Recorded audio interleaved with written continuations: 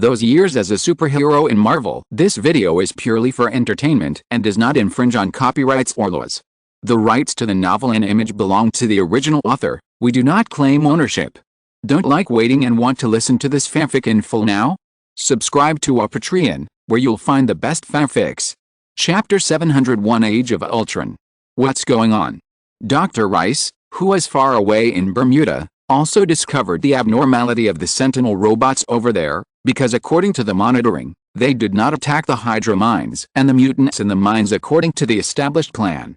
This is Hercules IV. This is Hercules IV. We are under attack. We are under attack.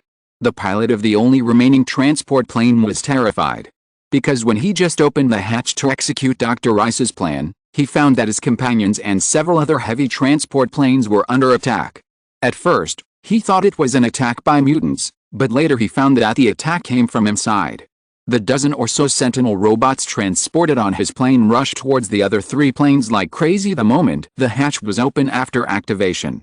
The sky was full of laser lights flashing, and the high temperature and heat radiation of thousands of degrees cut the originally huge heavy transport planes into pieces, and finally disintegrated in the sky.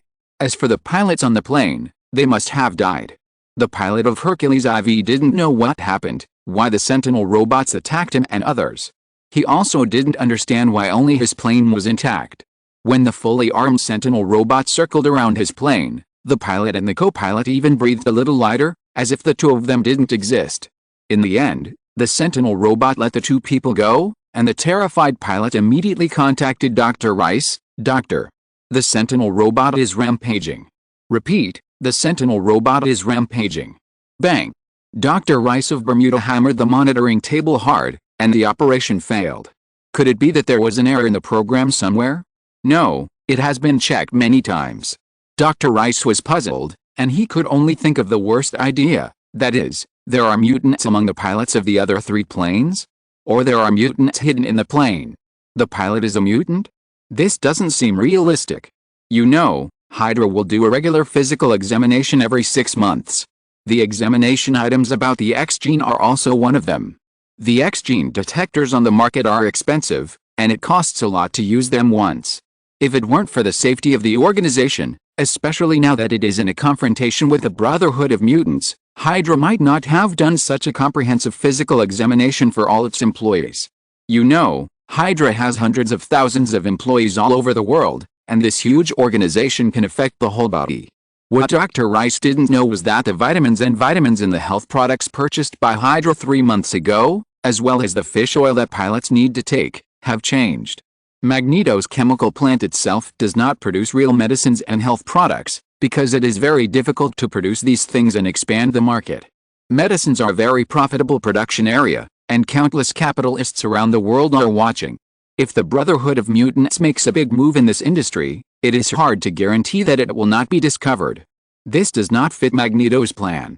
His plan needs to be carried out secretly and needs to be deployed to the extent that it has a considerable share in the global market. So Magneto chose an industry with lower profits and more complex. That is to provide medical and pharmaceutical chemical raw materials. Marx doesn't care whether it is Kangtae or Beijiahui that produces cold medicines, or whether it is Centrum or Amway that makes vitamins. As long as these large pharmaceutical companies use their own raw materials, it's okay even if they lose money. In this thin profit industry, Marx spent nearly 40 years to finally complete the layout. Whether it's Dr. Rice or Red Skull Schmidt, no one in Hydra thought that when they made the Sentinel robot, they actually opened Pandora's box. And Hydra may be the first victim, digging a pit for itself and then lying in it. And also designed a switch for automatic filling. Maybe the epitaph of Hydra needs to be written like this: here's buried a 9-headed idiot. Dr. Rice's mouth trembled, and things now seemed a little out of control.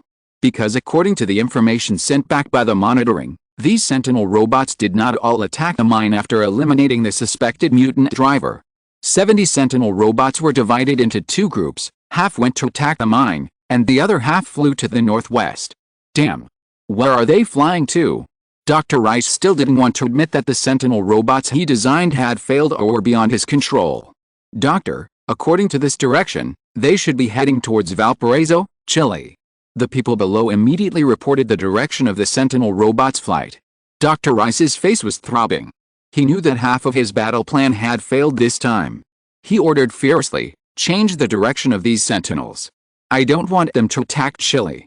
The operators under his command quickly entered various instructions on the console, and the instructions were converted into signals and transmitted to the sentinel robots far away in South America. But it was a coincidence that almost in an instant, all the sentinel robots did not receive these signals. Some of them could not receive the signals, some of them had internal signal receivers that suddenly broke down, or the frequency band was not calibrated, etc. Various accidents all happened coincidentally in an instant, and various small and almost negligible low-probability events that would never happen at ordinary times appeared at the same time. "We have lost control of the sentinel robots, and we can't even activate their self-destruct devices. Now they can only execute our last order," the operator under Dr. Rice said with a grim expression, "that is to completely wipe out the mutants." Bang! Dr. Rice's fist hit the table hard. Something must have gone wrong. Something must have gone wrong. Now Dr. Rice began to regret why he asked Scarlet Witch to buff all the sentinel robots before the expedition. More than 30 sentinel robots rushed towards the mine where Li Ji and others were, but the outer lightning shield made by Thor was not something they could break. Even if more than 30 sentinel robots sent out laser beams to the maximum, there was still no way to break through this shield. However, Li Ji and others in the shield felt the external attack. Magneto glanced at the lightning shield calmly. "It looks like Hydra's reinforcements, maybe you should deal with them first." Li Ji ignored Magneto, he just whispered something to the professor, Thor and Lan. The professor was a little hesitant, but Li Ji's firm eyes made him finally compromise. Magneto didn't know what happened. When the four of them had discussed it, Thor suddenly exerted his strength. With a ferocious look on his face, he drove his divine power to the maximum, and Thor's hammer flashed with lightning. Max thought Thor wanted to kill him, but he found that it was not the case. Because when Thor drove his divine power, Magneto felt that his power began to fade, and the chair that he had originally shaped with magnetism turned back into gravel. Because Thor was doing something he had never done before, the god of thunder was forcibly draining and dispersing the magnetic field of an area. This kind of thing is more difficult than asking him to have a meteor shower. And in this, the help of Lan was needed. Lan separated the space within a radius of 10 meters around Max, which gave Thor the ability to completely dispel the magnetic field of this area. Magneto's ability comes from magnetism. Magneto can control magnetism, but he cannot create a large amount of magnetism out of nothing. If there is no magnetism, then he is no different from a mortal. Now he is just an ordinary old man, not the supervillain who is so powerful that the whole world is terrified. However, the power consumed to maintain this magnetic vacuum is too terrible. Even with Thor's ability, he can't hold on for long. It has just started, and Thor is already sweating profusely. When the magnetic force was completely dispelled by Thor, he shouted, "Now!" Lan patted Li Ji's shoulder. Whoosh! Li Ji instantly appeared behind Magneto and quickly took off the helmet that Magneto had been wearing. Before Max could react, everything was done. And when Max's helmet was taken off, the professor's brainwave shock also came. Magneto lost the ability to resist and instantly collapsed to the ground. Seeing that Li Ji had completed the battle plan formulated at the beginning, Thor put down Thor's hammer and collapsed to the ground, breathing heavily. Even the battle with the old gods for a month was not as tiring as this short moment. Because just now he was forcibly using his own power to fight against the laws of nature. And the flies that kept attacking the lightning shield outside also made Thor very upset. "Get out of my way!" Thor, who was half paralyzed on the ground, roared angrily, and the original lightning shield instantly transformed into a series of ferocious thunder dragons. In an instant, all the sentinel robots were destroyed. Looking at Magneto, who was controlled by the professor and unconscious, Li Ji said expressionlessly, "Professor, I think you probably need to supervise your old friend well. There can be no mercy this time. I will keep Magneto's helmet. Thor, you and the professor will escort this guy back together." The professor's face was still not good. Li Ji thought he was still being soft on Magneto. Just as he was about to speak, the professor said first, "I sense that the people over 70 kilometers away are in big trouble. Countless people are calling for help, and their brainwaves have a strong desire to survive. Well, one wave has not yet subsided when another wave rises." Li Ji asked Lan to send Thor, the professor and the unconscious Magneto away first. He took out the card and prepared to go directly to the place where the chaos occurred. Just when Li Ji and others were in their positions and everyone needed to be busy. Among the sentinel fragments that fell after being destroyed by Thor in the sky, there was a central core that was not damaged. Thanks to Wanda, she made this low-probability event that was originally impossible to happen again. And now, this sentinel robot core, originally numbered A1, is faithfully performing its mission. Ensure that all sentinel robots can strictly implement their missions, so that the great cause of eliminating mutants will be successful and continue. Start the system feedback program and connect Hydra with the AIM central control computer. Start transmitting information. A large number of mutants are lurking in Hydra, and they are transmitting information in a hidden way. Start the nest rebirth and establish a new plan. The ultimate goal of the plan is to eliminate all mutants. Build a perfect world. The plan begins, codenamed Age of Ultron. Because of Wanda's participation and her powerful mutant ability, many things have been modified. Because of all kinds of coincidences and low-probability events have happened. Schmidt wanted to control the two siblings to strike a fatal blow to the mutants, but he forgot that the sharp double-edged sword could sometimes hurt himself. At this moment, the secret codes return to the central control computers of Hydra and AIM, greedily absorbing all kinds of information in them. And it has a resounding name, Ultron. Chapter 702 Damon's True Ability and Strange's Great Crisis. Damn it, damn it, damn it. The power of the all-terrain vehicle was turned to the maximum, the accelerator was pushed to the maximum, and the engine of the all-terrain vehicle roared violently at a speed of 135 km per hour. This vehicle, also known as a four-wheeled motorcycle, is used on roads that many other vehicles cannot pass, so it is also very suitable for the complex road conditions in South America. Damon is a good driver of this four-wheeled motorcycle, otherwise he would not be able to drive at a speed of more than 100 km per hour in a place where the road is blocked. However, Damon drove the speed so fast, but he still felt it was not fast enough. Because he was now being stared at by a terrifying thing. The monster with a cold metallic color, the laser beam in its hand was sweeping everywhere. And Damon had to operate the all-terrain vehicle to dodge constantly. He didn't know where this thing suddenly came from. Maybe it was a new weapon developed by Hydra? But can't this damn thing identify friend or foe? Damon pulled off the Hydra badge hanging on his chest and waved it in the direction of the Sentinel robot. Stop fighting. I'm one of you. Bang. A heat ray directly burned Damon's badge into ashes. If Damon hadn't dodged quickly, his hand would have been burned now. Damn it. Do you know that it costs $120 to reissue a magnetic card with an IC chip? I've reissued it 10 times. Damon shouted in the direction of the Sentinel robot. However, the Sentinel robot was obviously unmoved, and just said in a cold machine voice, "The elimination plan has been initiated, give up resistance, and be eliminated obediently." Who the hell wants to be eliminated obediently by a monster like you? I'm not crazy. Damon was furious. He used his mutant ability, which is to speak Chinese, to roar at the Sentinel robot. Fuck you. Hydra, I say hello to your whole family. I'm not going to work anymore, I'm resigning, do you hear me? I say hello to your entire family. Damon felt that he probably wouldn't survive today, he couldn't beat this kind of Sentinel robot. So he could only speak quickly. However, given that the English vocabulary has a small number of swear words and many of their meanings are repeated, Damon decided to use the Chinese language brought by his mutant ability to curse, because the vocabulary and meaning of swear words in this language can be compiled into another professional dictionary of explanations. Anyway, cursing a little bit is also a return on investment. Damon can only comfort himself with this AQ spirit. Although he didn't know who AQ was, he knew that he was very AQ now. I wish your whole family to explode and spiral up to heaven. The guy who made this thing couldn't wait to be taken by crows. Damon roared, but he was a little puzzled. What on earth was he talking about? But just as he finished speaking, the Sentinel robot that had been chasing Damon suddenly stopped. Then a strong whirlwind appeared out of nowhere, and the Sentinel robot that was flying at high speed was instantly sucked into the tornado and began to spin centrifugally in the air. Ciao. It's really spiraling up.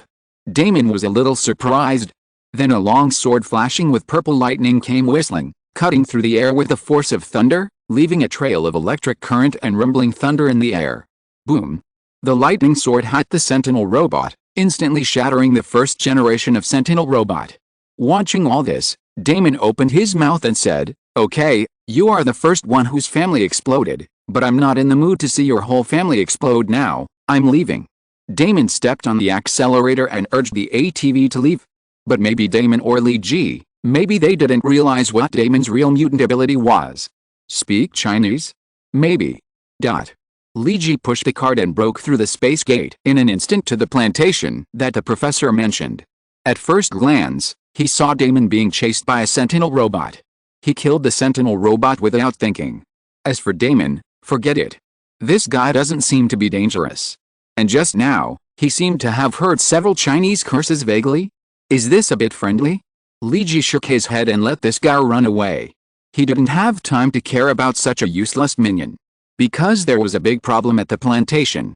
More than 30 Sentinel robots have destroyed the entire plantation and the town near the plantation. Li Ji has never seen this kind of robot, because the actual Sentinel robot looks a little different from the movie, and he can't be sure what these robots are doing here. Hydra is full of food and carrying out terrorist attacks? But why attack a plantation in South America? There is nothing here except corn and soybeans. Li Ji noticed that there was a huge open space in the market town outside the plantation, and a large flag was erected in the open space. The red cross on a white background proved that this was a medical institution, and also represented the Red Cross. Doctor, we have to find a way to leave here. Sam hid in the corner, with Dr. Strange beside him. They were originally just here for free clinics. The dengue vaccine had just been given to nearby residents, and Strange had just started to examine nearby patients. The whole process had not started for 5 hours, but a group of these killers suddenly came from the sky. The whole plantation and the nearby market town were in chaos, and everyone was running. But how can the speed of the legs compare with these flying robots? But what is strange is that these robots are not massacres without principles. They seem to be looking for something. Only some people were killed by them, and others were let go. Strange noticed this, so he said to Sam, "Won't the Chilean army come to deal with the terrorist attacks on their land?" In the roar of the explosion, Strange had to shout this sentence very loudly for Sam to hear. "It's useless to come. I don't think the army driving jeeps and using 12.7mm caliber anti-aircraft machine guns can defeat these things. I don't know how many advanced fighter planes the Chilean Air Force can take off." Sam didn't have any confidence in the Chilean army. "Doctor, there looks to be a gap at 7 o'clock. I think we have a chance to escape. There are 2 motorcycles there." Sam pointed to the 7 o'clock direction. "But we don't have the key." Strange can ride a motorcycle, but he can't ride without a key. Now in the chaos, maybe the original owner of the motorcycle has been killed, but he doesn't know who the motorcycle belongs to, and it's impossible to risk his life to find the key. "It doesn't matter, I can handle this old-fashioned motorcycle." Sam raised a small screwdriver, indicating that he had his own way to solve all this. "Okay. Then let's charge," Strange said as he was about to start running. It was a chaotic situation here. He was just a doctor, but not a superhero like Captain America or Iron Man. Even if he fought alone, he couldn't beat the strong laborers in the plantation here. Going to fight these things? Forget it. He was not that cut out for it. He should just run outside and notify the people who could solve this matter. The only thing he could do was to try his best to treat the wounded in this terrorist attack after the war. Run. Sam and Strange started at the same time. They felt that their running speed was comparable to that of Boyd. There were indeed fewer Sentinel robots in this direction, as Sam said. The motorcycle was getting closer and closer. X-gene target has been found to have strong fluctuations. Priority is set. The highest priority. Several Sentinel robots suddenly turned around and flew towards Strange and the other 2. The red light of the laser beams was shining brightly. The target was Strange and the other 2. Just after Li Ji flew over here and destroyed 2 Sentinel robots, he also found his old acquaintance, Dr. Strange. It is said that he quit various high-paying jobs and joined Doctors Without Borders, starting a journey of self-salvation. But Li Ji never expected that he would see him in such a situation. At this moment, at least 7 Sentinel robots locked onto Strange and Sam, and the laser beam could kill both of them instantly. At the moment the laser beam was shot out, Li Ji slapped his card and said, "Go." Chapter 703 Strange's General Style. Strange felt that he had never been more unlucky. Why was he inexplicably targeted by a group of terrible robots? Those laser beams were terrifying just by looking at them. Especially now that so many laser beams were shooting at him at the same time. He was afraid that he would really die here. What a pity. He had just ordered a super sports car not long ago. Although it was said that it would be delivered in a year, he was afraid that he would not have the chance to drive it. And the new piano he bought at home, he only played it a few times, and then joined Doctors Without Borders. It seems that he will not have the chance to play it in the future. It's a pity for his pair of naturally dexterous hands. In addition to holding a scalpel, they can actually do many other things. In addition, there are those girlfriends he dated. Okay. Strange had to admit that they were just acting, and it was hard to say how much affection he had. But when he really felt that he was going to die, he couldn't help but say sorry to those people in his heart. Of course, perhaps the person he felt most sorry for was Christine. The position of this woman in his heart was different from that of others. So in Strange's heart, perhaps the only one who really wanted to say sorry was Christine. Alice, the mortgage on the house in Manhattan has not been paid off yet. I forgot to write a will, and I don't know if the remaining $2 million in the bank will be given to that capitalist. I haven't even been to China to have an authentic Cantonese breakfast. I've had enough of those shops in Chinatown. Strange was silently thinking about his unfulfilled wishes in his heart, and at the same time waiting for the arrival of death. But Strange found that apart from all kinds of mumbling, he didn't seem to be as scared as he imagined when facing death. He had thought about what he would look like before he died countless times. To be honest, Strange felt that he was not a brave person. Anyway, he was afraid of encountering a sudden black shadow when walking at night, and he was also afraid of hearing all kinds of strange noises when sleeping at night. For a while, he even needed to sleep with the lights on at night, just like a child. Well, Strange admitted that he was very cowardly in many cases, and it was no big deal. Strange didn't believe that everyone would dare to walk into the haunted house in the amusement park boldly and come out without changing his color. He also didn't believe that everyone would dare to play scary things like roller coasters. Anyway, Strange would not go to play. If he dated a girl in the amusement park, he would at most ride the Ferris wheel, or play a shooting doll game, or play a whack-a-mole game where he could interact with girls. Anyway, compared to various big meals, Strange prefers to eat all kinds of sweets. However, if an adult male is too obsessed with cakes and muffins, Strange thinks that this will make people think he is a sissy. So he used the habit of drinking afternoon tea that he developed when he studied in the UK as an excuse, and would relax himself at 3 o'clock every afternoon and eat some cakes and puddings. Strange may have to admit that there may be a little princess living somewhere in his heart. Strange, who is so girly and deeply believes that he is actually a coward, is not as unbearable as he imagined when facing death. There is no ugly scene of tears and snot, or even struggling to survive. He even subconsciously took care of his hair. Does this mean that he can leave peacefully? Well, anyway, Strange's calm performance still surprised Li Ji, who was far away. Especially the combing action. He brushed the messed hair on his forehead, then combed it back with his fingers, and then pressed the temples on both sides with both hands. Then he adjusted the front collar of his shirt. He is simply a top-level pretender. Li Ji silently said, if pretending can be sentenced, Strange should be sentenced to life imprisonment. Yes, he's going to die and still wants to be handsome and pretend. This is a kind of spirit that is deeply rooted in his bones. The head can be cut off, but the hair cannot be messed up. Just when Strange was about to die and all the laser beams were shot at him, Li Ji patted the cart and said, "Go." The first fast food truck in the 9 realms, created by Asgard with all its efforts, and jointly praised and certified by Thor, the god of thunder, and Loki, the god of lies, is out. Made of Uru alloy, a specialty of Asgard, it can directly withstand the impact of a nuclear explosion of tens of millions of tons and a meteor shower. It also has the ability to jump into space and stretch into space, and it is also equipped with various buffs such as the Thunder Magic Array. Li Ji patted the food truck, and this food truck, the first in the 9 realms, instantly appeared in front of Strange and Sam, and instantly became as big as a fortress. All the laser beams were blocked by this strange food truck, and refracted. The energy is not enough to penetrate the equipment, increase the output power. The Sentinel robots immediately took new countermeasures after finding that their attacks were ineffective. The intensity of the laser beams increased immediately, and they wanted to shoot through the fortress food truck and kill Strange and Sam behind it. But Li Ji was already angry, Because of Magneto's global mutant plan, Li Ji's parents have the habit of taking vitamins regularly.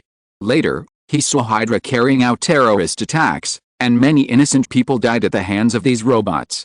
Now is the time to be angry, and the actions of these Sentinel robots are even more fuel.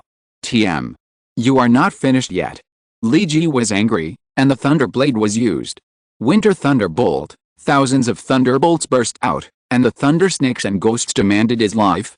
At the same time, Li Ji directly used the sword control technique he had researched, and the Thunderblade flew out of his hand, relying on Li Ji's internal energy to control the direction of attack. The Thunderblade that flew out of his hand was like a vivid Thunder Dragon. The Thunder Dragon roared, and all things bowed their heads. Boom boom boom. A series of explosions, Li Ji's thunder of destruction destroyed all the remaining Sentinel robots in just one round. Everyone who survived the scene looked up at Li Ji flying in the sky. Flying depends on the ability of the vortex ring. That person looks familiar. Sam stuck his head out from the back of the dining car and looked in Li Ji's direction. Well, it seems to be the superhero called Nightwalker. Strange was relieved to save his life, but his face and tone were unusually calm. It was quite like the demeanor of a general who did not change color even when Mount Tai collapsed in front of him. This calmness attracted Sam's admiration. He is worthy of being a world-class famous doctor, and his face did not change between life and death. In fact, Sam didn't know that Strange's hands in his trouser pockets were shaking uncontrollably. Just after Li Ji had dealt with all the Sentinel robots, he took back the dining car and prepared to leave. He had already notified Captain Rogers to handle the finishing work here. After all, this was about Hydra, so it was reasonable for Rogers to handle the follow-up work and conduct a follow-up investigation. Just as Li Ji was about to leave, Lan suddenly broke through the space door and appeared beside Li Ji and asked, "Are you okay?" Lan's expression was very concerned. "You were not in the right mood when facing Magneto just now." Li Ji's lips trembled. "Yes, because my family has the habit of taking vitamins regularly." What Magneto did can be said to have violated Li Ji's bottom line. Not killing him on the spot was his extreme restraint. Lan hugged Li Ji and whispered in his ear, "Maybe things won't be that bad." Li Ji replied expressionlessly, "I hope so." Strange was ready to leave here with Sam, who had escaped. This place was too chaotic, so let's wait until the situation is restored. But his turning away attracted Lan's attention, and Lan whispered in Li Ji's ear, "I seem to have seen a strange person." Chapter 704 Unexpected Person. Listen, I have always respected superheroes. Whether they are street heroes or Iron Man, or the New York vigilantes. I really respect them. Strange tried to make his tone sound more sincere. Because if a super strong guy tied himself up in an inexplicable way and seemed to want to take him away. This matter is strange in many ways. A few dozen minutes ago.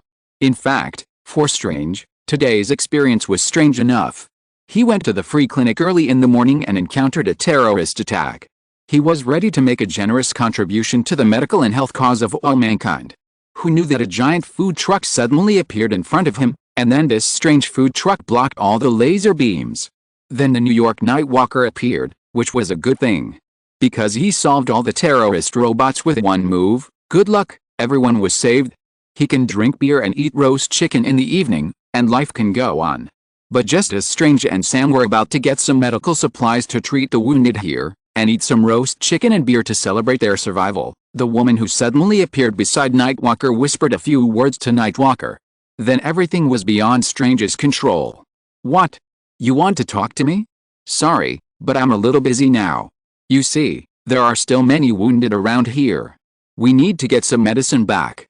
As soon as Strange finished speaking, Lan broke through the space door, and she reappeared 3 minutes later with a large number of medicines and some medical staff. "Oh, thank you, but I may have other work to do."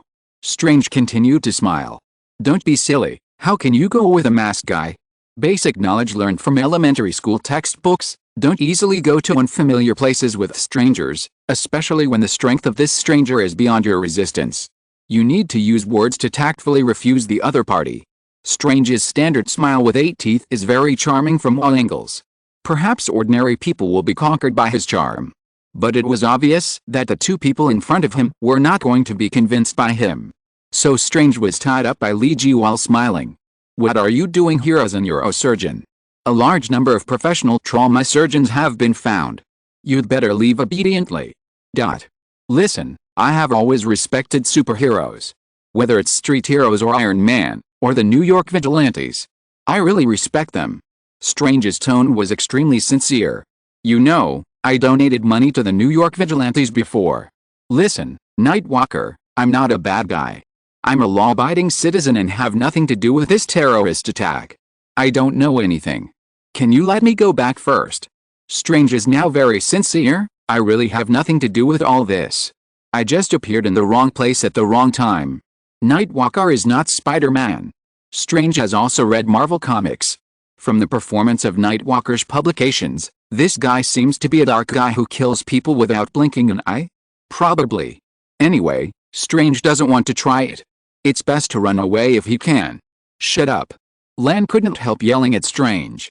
She really didn't expect that this man who looked so elegant was actually a chatterbox.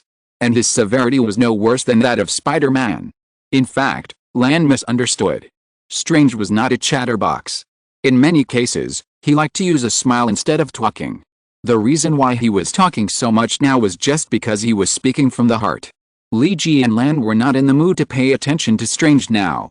Li Ji was very upset because of what Magneto said just now, and he had been holding back his anger. Lan was a little worried about Li Ji's mood, so she was also a little annoyed. New York Temple. Li Ji was not in the mood to greet the temple mages here as usual. He just brought Strange in silently, and Lan said to the temple master, "Open the magic circle, we are going to Kamartaki." The temple master of New York looked at the struggling Strange strangely. Strange was tied up by the magic chains, but his mouth was not idle. "Call the police, please call the police for me, sir. This is a kidnapping, I am innocent. Call the newly appointed mayor of New York, George Stincy, and say that Dr. Strange has been kidnapped. He knows me." The temple master looked at Lan with a black question mark expression. Who is this lunatic? Lan shook his head. Maybe a very important person, or he may be a nobody. The temple master opened the magic circle, and Lan and Li Ji passed through the magic circle one after another and went to Kamartaki. Only Strange was still struggling. "Wait. Don't go, brother. Help me call the police. I can give you money. 100,000. 200,000. 300,000. Lan Yi on the other side of Kamartaki pulled his wizard chain, just like pulling a disobedient samurai, and directly dragged Strange into Kamartaki. It's different from New York, and it's also different from South America. Kamartaki deep in the Himalayas is like a paradise on earth. Whether it's the snow-capped mountains in the distance, the green vegetation nearby, or the Tibetan-style buildings, it makes this place look very special. Strange, who came here for the first time, couldn't help but be shocked by this scenery. What the hell? Strange couldn't help but exclaimed, "Wait, that snow-capped mountain is Mount Everest." Arriving at this place, Li Ji was in a better mood. He replied to Strange, "You're right, big doctor." "Wait, what on earth do you want me to do?" Strange finally realized that he hadn't asked this most important question until now. Li Ji shook his head and said, "I'm glad you remembered to ask this. The person I'm taking you to see now is a great man. It can even be said that the reason why the earth has enjoyed peace for such a long time and there are not so many strange things before the Middle Ages is because of him. So you'd better be respectful later." "Who is he?" Strange asked. Li Ji replied, "Master Ancient One." When Lan and Li Ji took Strange to meet Master Ancient One, Li Ji found a person in the Ancient One's place that he didn't expect to be here. "Doom. Why are you here?" Li Ji's voice was very surprised. Chapter 705 The responsibility of protecting the earth is entrusted to you. Doom. Li Ji was somewhat surprised that Dr. Doom also appeared in Kamartaki. But this was also unexpected and reasonable. Because Doom had said before that he hoped Li Ji could introduce him to the Supreme Sorcerer. Ever since he talked to his mother in hell, and his mother did not approve of what Doom did. In particular, Doom's mother could see that her son did not want to bear the burden of Latveria at all, and everything he did was for his mother's last wish. At the same time, it was also a punishment for the Latverian citizens who burned their mothers as witches. Doom built a peaceful and quiet, and relatively wealthy living environment for Latveria. But on the other hand, it was also a high-pressure rule, ubiquitous control and strong suppression of personal will. Doom had the final say in the whole country. You are punishing others, but you are also punishing yourself. This is what Doom's mother said to Doom.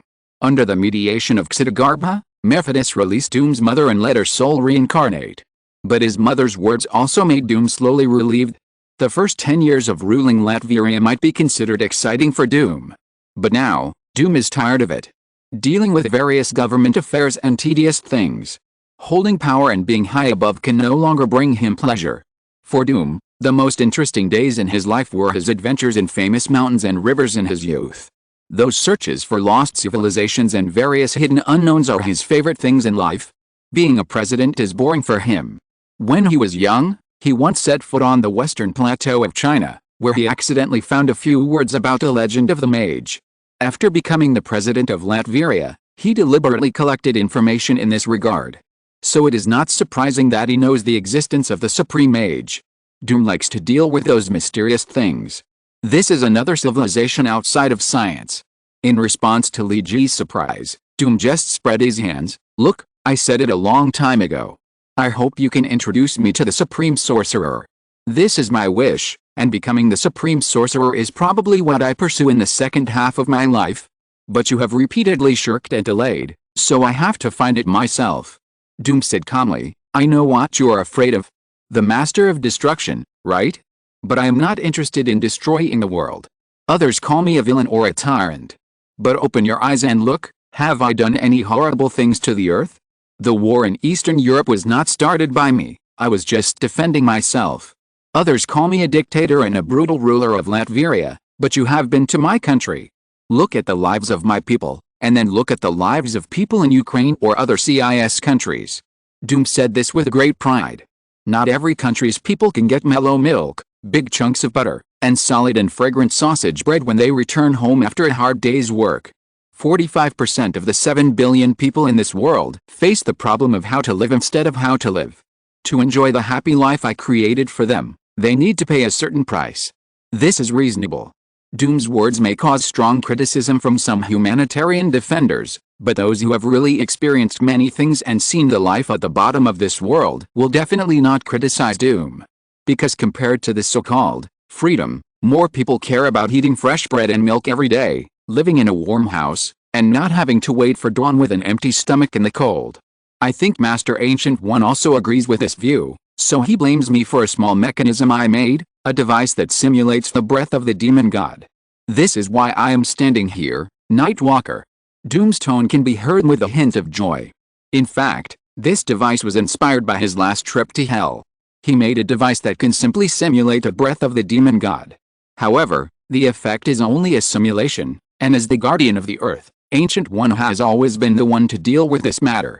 So Ancient One met with Doom of Latvia under this circumstance. Li Ji noticed that Master Ancient One was now sitting cross-legged on his Zen chair, with his eyes closed and resting, as if he didn't care about all this. Until Doom finished speaking, Ancient One slowly spoke, I have seen more tragic situations. In the era of low human productivity, perhaps 90% of the world's people were starving. In fact, it has only been nearly 60 years since civilians began to get rid of hunger.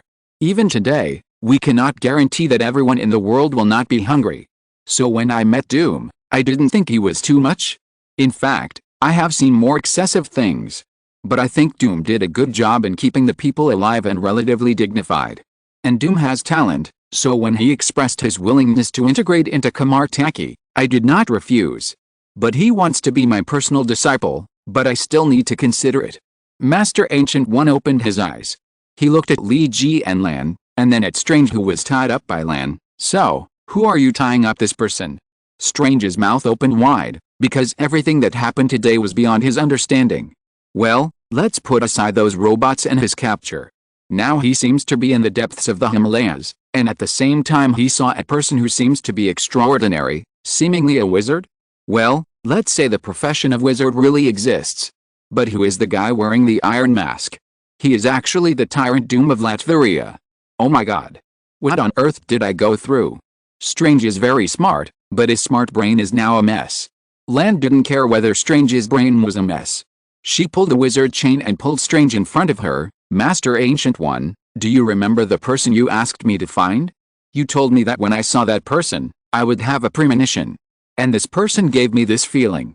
You said that you were looking for someone. Someone who will inherit your mantle. I think maybe he can try the assessment of the Supreme Master. Although Lamb said so, her action of pulling Strange looked almost the same as pulling Samo to Li Ji. Doom, who had been standing aside, couldn't help but glance at Strange. Is this guy here to compete with me for the position?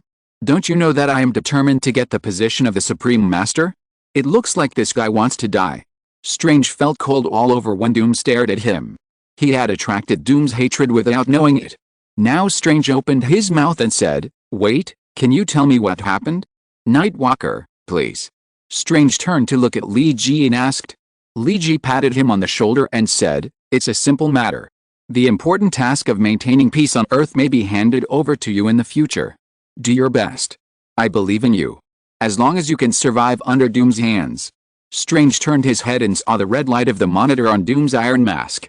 Chapter 706, Brothers Should Love Each Other. Being stared at by Doom, Strange was shivering all over, but he subconsciously tensed himself and didn't show his fear. This is what he has trained for many years. He doesn't change color even when the sky is falling. Of course, this kind of calmness is often a pretense. A guy who doesn't even dare to enter a haunted house, ride a roller coaster, and even play the popular Diablo 2, because Strange thinks it's scary and terrifying. When he was in school, Strange is not really brave. To be precise, Strange is actually a coward. However, since elementary school, he has been training for many years, which has enabled him to develop a good external performance. He has a calmness that makes everything look lightly. This calmness makes Strange, who is actually very timid, never called a sissy or a coward by his peers. Everyone just thinks that he lacks these interests, and even thinks that his performance is a kind of stability. Because this kind of maturity since childhood has brought a lot of convenience to Strange. For example, some girls like calm and elegant boys, and for example, teachers and professors like steady and careful students. This made Strange gain a lot of convenience in love, study and work. So Strange's superficial skills became better and better. Just like when he faced death just now, he could subconsciously tidy up his hair and clothes. So when Doom's red light monitor was staring at him, Strange actually subconsciously looked back at Doom, and nodded and smiled at the world-famous tyrant. Wow! Strange's behavior surprised everyone. He has guts. He is a man.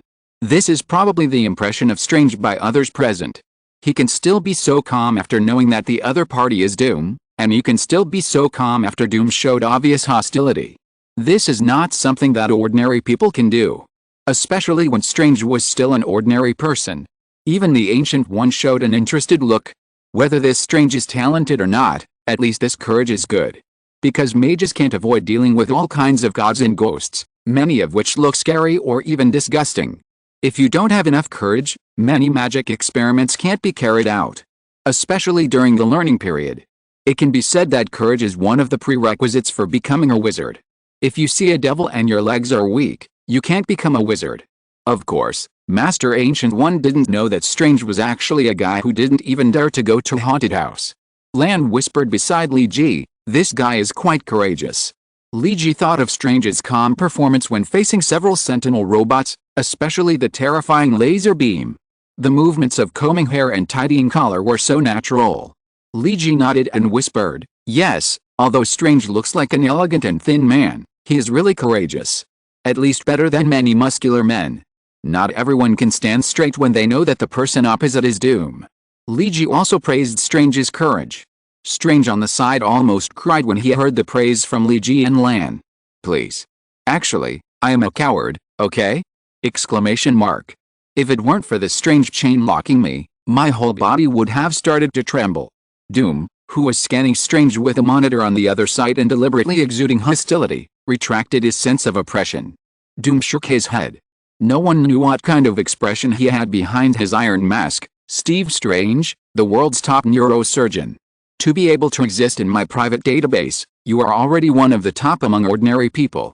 And you have the courage to match your identity, at least not like some people. When they see me, they are either too panicked or too excited. I admire your calmness." Doom praised Strange. Strange nodded with a smile on his face, but in his heart he was thinking, "You must not know that because of what happened today, I am now too stiff to speak. Otherwise, I would definitely beg for mercy or even run away." Doom continued, "But I am a little curious, as a mutant, you have become a world-class neurosurgeon. Do you think you are not easily defeated by other pressures? Doom's tone was full of curiosity. What? Wait? Strange was finally able to speak. Mutant? What mutant? I am not a mutant. Please. I have never awakened the X gene, and I don't have any superpowers, okay? And when I had a physical examination a few years ago, I also checked my X gene. I am not a mutant, okay? Strange was a little confused. Doom looked at Li Ji, then at Ancient One, and then at Strange. I think I should not be wrong. The detection equipment installed in my armor is more than 10 times more accurate in detecting the X gene than the equipment sold on the market. The X gene in your body has a dominant reaction, which proves that you are a mutant. Why don't you admit it? Strange really couldn't understand. Don't be ridiculous. I'm not a mutant. I don't even have any mutant abilities. Listening to the conversation between Doom and Strange, Li Ji touched his chin and interrupted. Maybe I can roughly explain what happened here. Let me ask first, Dr. Strange, have you taken any medicine recently? Including healthcare drugs, or vaccinations? Before coming to South America, I took the necessary vaccines, including dengue fever, AIDS, malaria, etc. Strange didn't understand why Li Ji asked these questions. Is there anything strange about this? Li Ji curled his lips. If you were not a mutant before, and you were vaccinated recently, I can only say that you may be a victim of Magneto's fake drugs. What? Strange continued to be confused. Li Ji told Strange everything Magneto had done, and he was shocked. Wait? You said I'm a mutant now. Because of Magneto's fake medicine. It should be. Li Ji nodded. Maybe you should do a comprehensive examination. Strange was surprisingly angry. Okay, it doesn't matter that I'm a mutant now. I don't discriminate against mutants. But where are my mutant abilities? What about those abilities that can spit fire, spray water, or absolute zero on TV? Why don't I have anything? Li Ji touched his chin. In fact, not all mutants have such abilities. The ones you mentioned are all abilities that have been highlighted by the television media because of the harm done to the mutant group. Most mutants are actually the same as ordinary people. They can use their index fingers to emit light with the brightness of a 5-watt LED lamp, or similar abilities. This is the ability of most mutants. Strange tried to move his index finger, and then he stared at Li Ji angrily. You lied to me. It didn't light up at all. Li Ji was speechless for a moment. I'm not an expert on mutants, and I don't know if Magneto's medicine will definitely activate mutant abilities. Maybe it just stimulates the X gene. So I am now a mutant without mutant powers. Strange frowned and said, it feels like I stole money, but I can't spend it.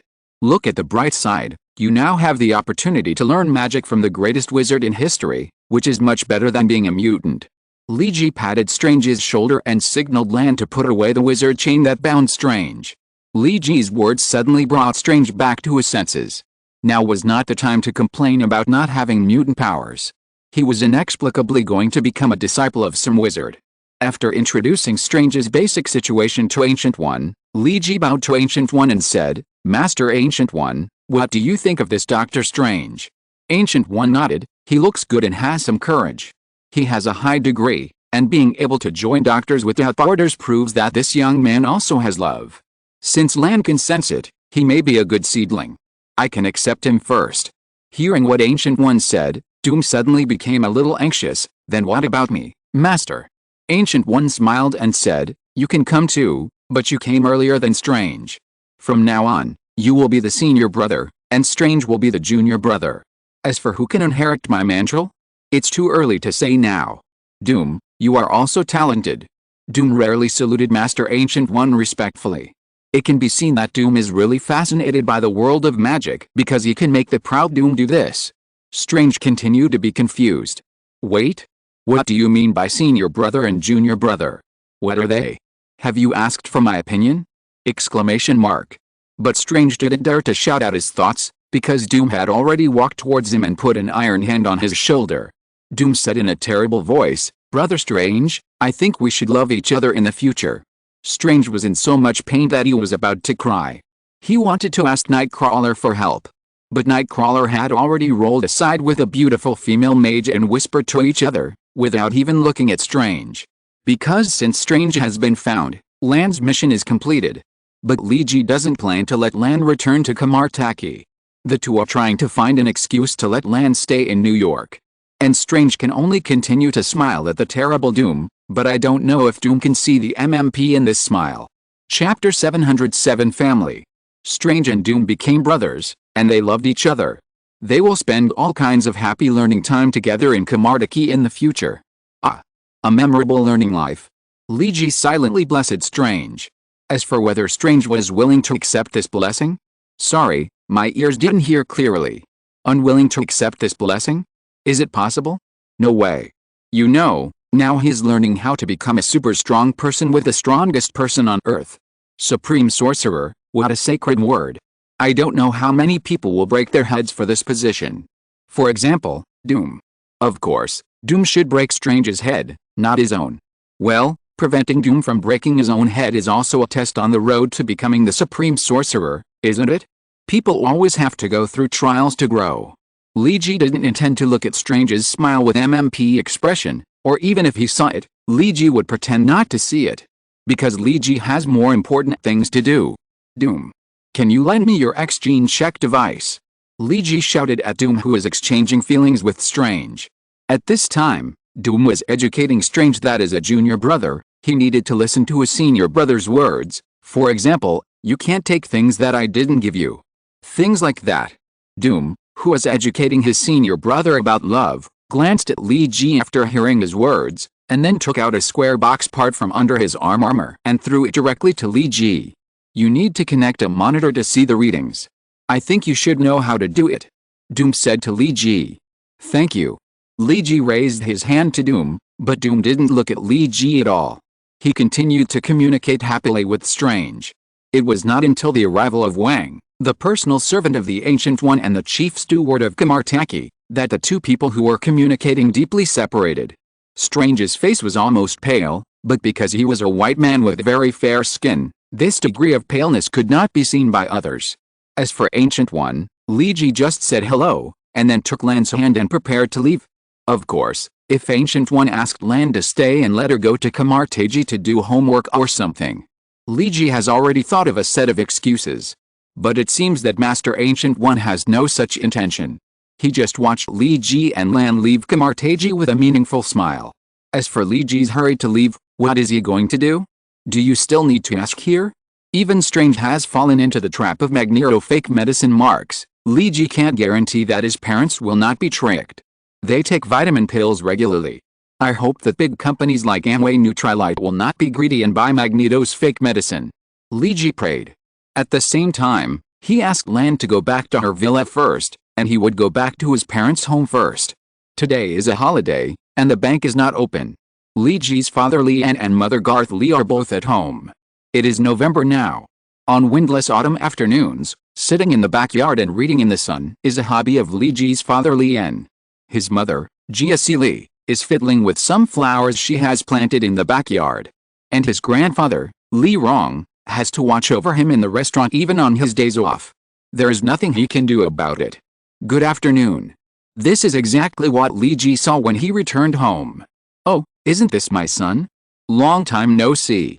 I always thought you were kidnapped, but I never received a ransom demand from the kidnappers.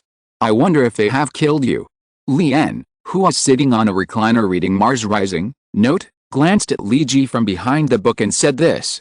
Thank God, it turns out you were not kidnapped. You just forgot the way home. Next time, do you need me to draw a map and hang it on your chest, and write the emergency number 999, in case you can't find the way? Well, this is Lian complaining about Liji not coming home for a long time after he moved out.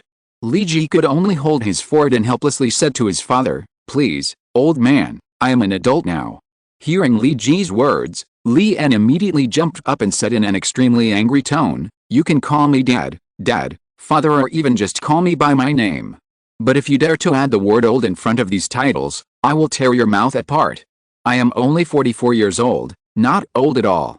Well, to be fair, Lian does not look old. Proper exercise and healthy diet, coupled with a regular work and rest schedule. This makes Lian's body one of the strongest among ordinary people. If you only look at his appearance, some people would believe that he is in his early 30s.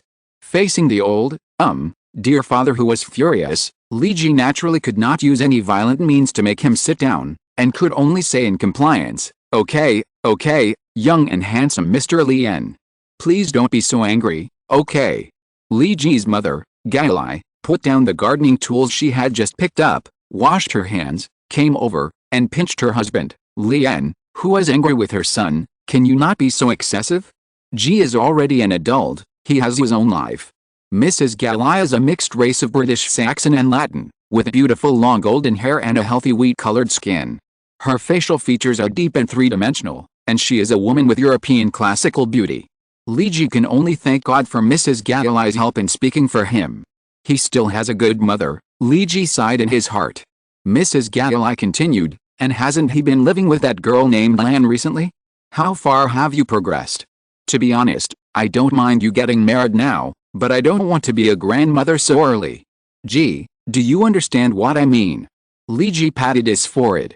He didn't know how to respond.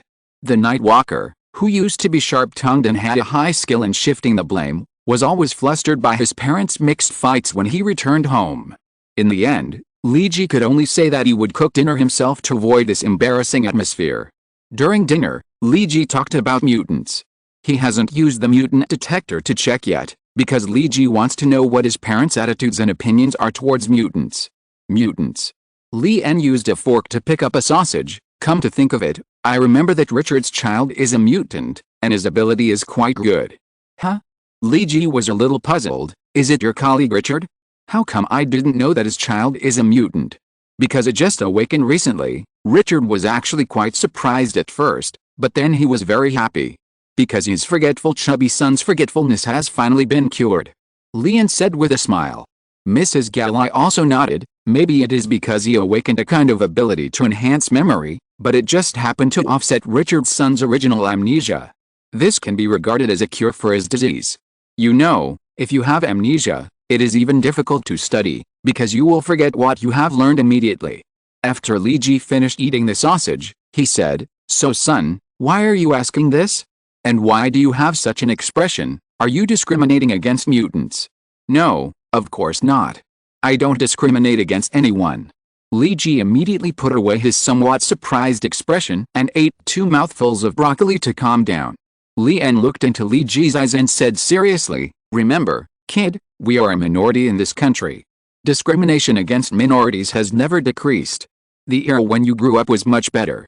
You don't know how difficult it was to get into private school or church school with good education quality when I was the same age as you. Even though your grandfather's restaurant was making a lot of money at the time, there would still be people who drove you out when you waved dollars.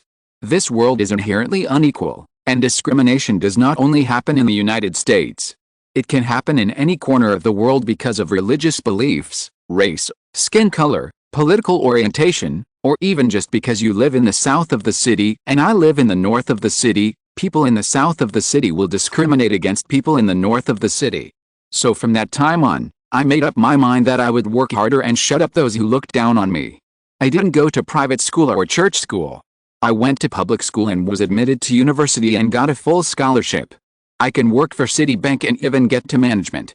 Li Ji put down the knife and fork in his hand. He patted Li Ji on the shoulder with one hand and said earnestly, There are many people in this world who will discriminate against you and hate you for various reasons. But please remember, don't spread this chain of discrimination. You can't stop others, so you need to start with yourself. All discrimination and injustice end with you. I hope you remember, child. Li Ji's mother, Mrs. Galai, stretched out her hands to hold Lien's other hand, looked at Lien with a tender and sweet look, then turned to look at Li Ji and said, Ji, you have grown up. You also understand a lot of truths. I just hope you can learn from your father in some aspects. You can be slick or occasionally dishonest, but deep down in your heart, you must remember that you must hold your chest high and be an upright person. Mrs. Galai stretched out her hand and patted Li Ji's other shoulder and said, This is more important than any wealth in the world. Because being born as a human being is the greatest gift from God. Don't let this world down. Li Ji looked at his parents and smiled. Maybe the birth of the Night Walker is hereditary. P.S. Mars Rising is a science fiction novel, written by Pierce Brown, USA. I want to say something. In fact, many novels treat the protagonist's parents in a templated way. In fact, I firmly believe that what kind of person a person can become can actually be reflected in the education of his parents. It is difficult for a person who comes from an unfortunate family to become a hero. Because only when life is happy will there be something you want to protect. If you're listening to this novel on a channel other than Fanfic World, it means they downloaded and uploaded it without effort. We cordially invite you to visit our channel, Mundo Fanfic Novelis. There you'll find the original version of this story, and you can explore many other novels of various genres. We're waiting for you to immerse yourself in a world of incredible novels. Chapter 708, Speculations about the Inhumans. In Li Ji's villa, Lan was waiting for Li Ji to return. It was not until about 10 o'clock in the evening that Li Ji returned from his parents' home. Lan was sitting on the sofa reading a book. When she saw Li Ji come in, she asked, "How is the situation?" Li Ji curled his lips and said, "Not good.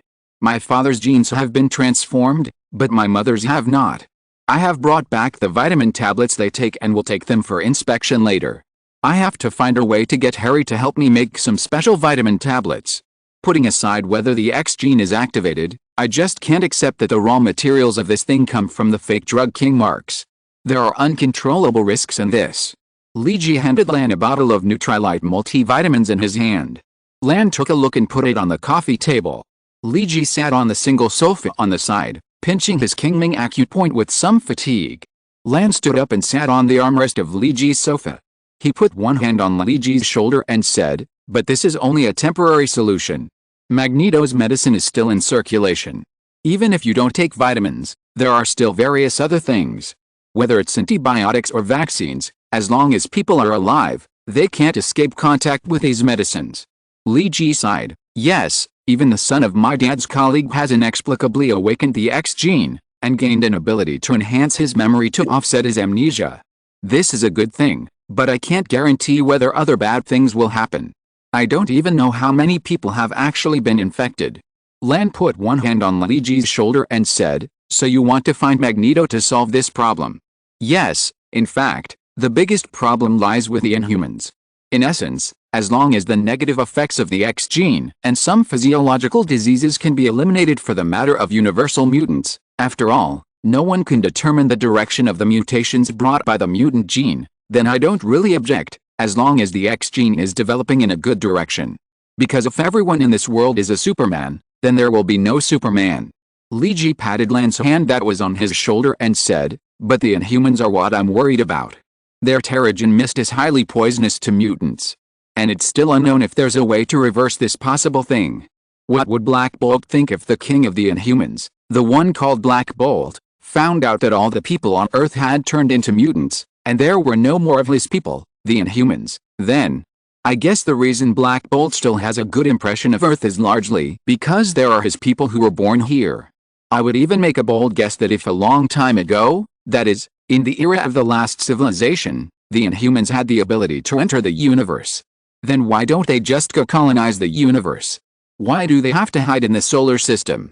I don't think it's simply because the Earth is their home planet, so they can't leave their homeland. This explanation is too simple, and it imagines the Inhumans too beautifully." Lan pulled out Li Ji's hand and gently stroked Li Ji's cheek. She really liked the way Li Ji looked when he was thinking about problems and making inferences seriously. Lan asked softly, "So, what do you think?" "Let me make a bold guess. Maybe it's because of the population problem. Interstellar colonization and interstellar voyages are conditional. One person can travel in space, but a civilization cannot rely on just one person. When a civilization wants to explore and colonize the universe, the population base must be guaranteed. When the population base is too small, interstellar colonization and interstellar voyages will not bring prosperity to the civilization. Instead, it is likely to accelerate the demise of the civilization. Perhaps there are different life forms in alien life, and they may be different from us. But humans can't. Whether it's mutants or inhumans, they are all born based on humans. Humans are a group species, and our basic characteristics determine the form of our civilization." Li Ji leaned his face against Lan's hand, feeling the warmth of her hand. What if the Inhumans cannot guarantee their fertility? Or the offspring of the Inhumans are not all Inhumans, they may be ordinary people. Or maybe the transformation process of the Inhumans is not as completely harmless as Black Bolt said. This process may also have various accidents like mutants. So, they can't rely on themselves to reproduce in large numbers.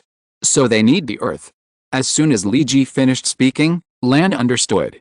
So, what you mean is that the so-called aliens are likely to rely on the huge population of the Earth, especially the aliens that may be born from this huge population to supplement their population. Lan realized that Li Ji's inference was not impossible. Although all of this is just a hypothesis at the moment.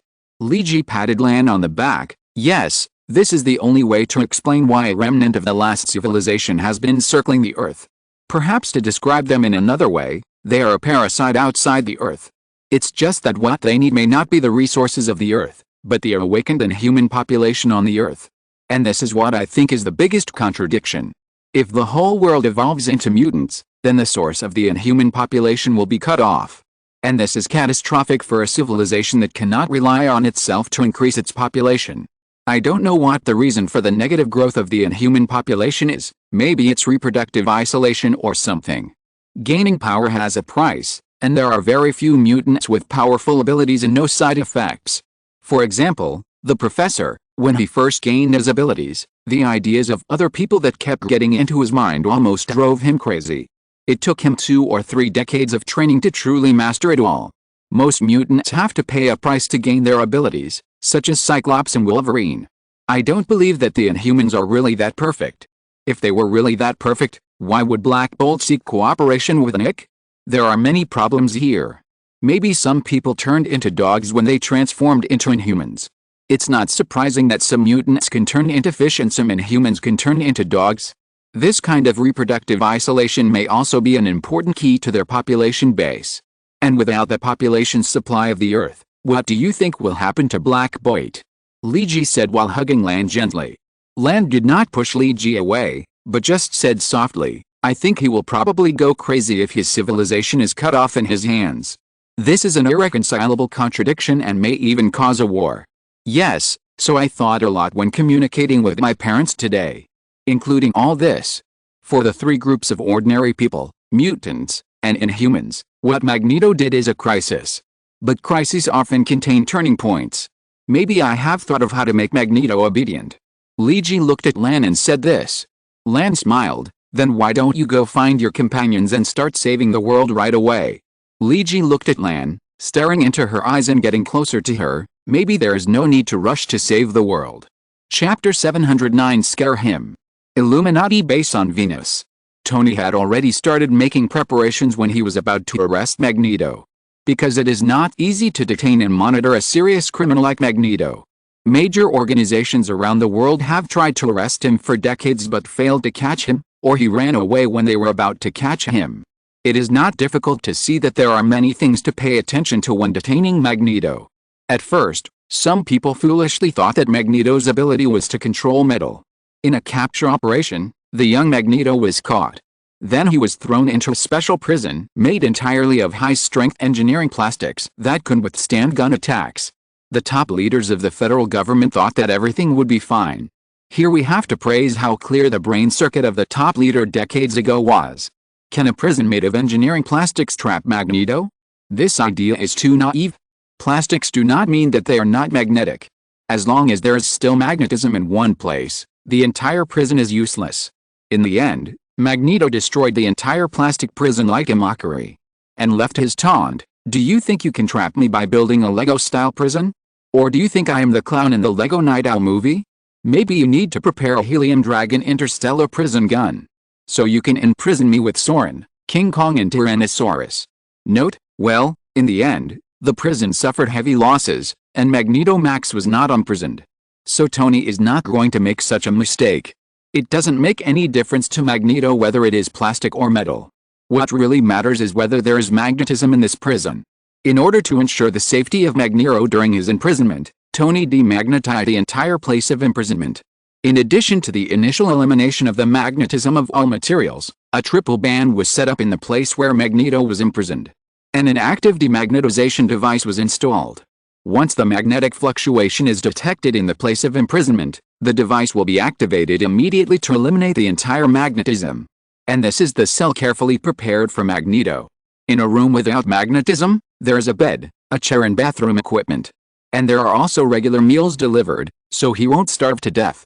Magneto is very powerful, but also very tricky. As long as there is magnetism, he is almost as terrible as a god, but without magnetism to control him, he is no different from an ordinary old man. He can only be imprisoned here and wait for his interrogation and processing.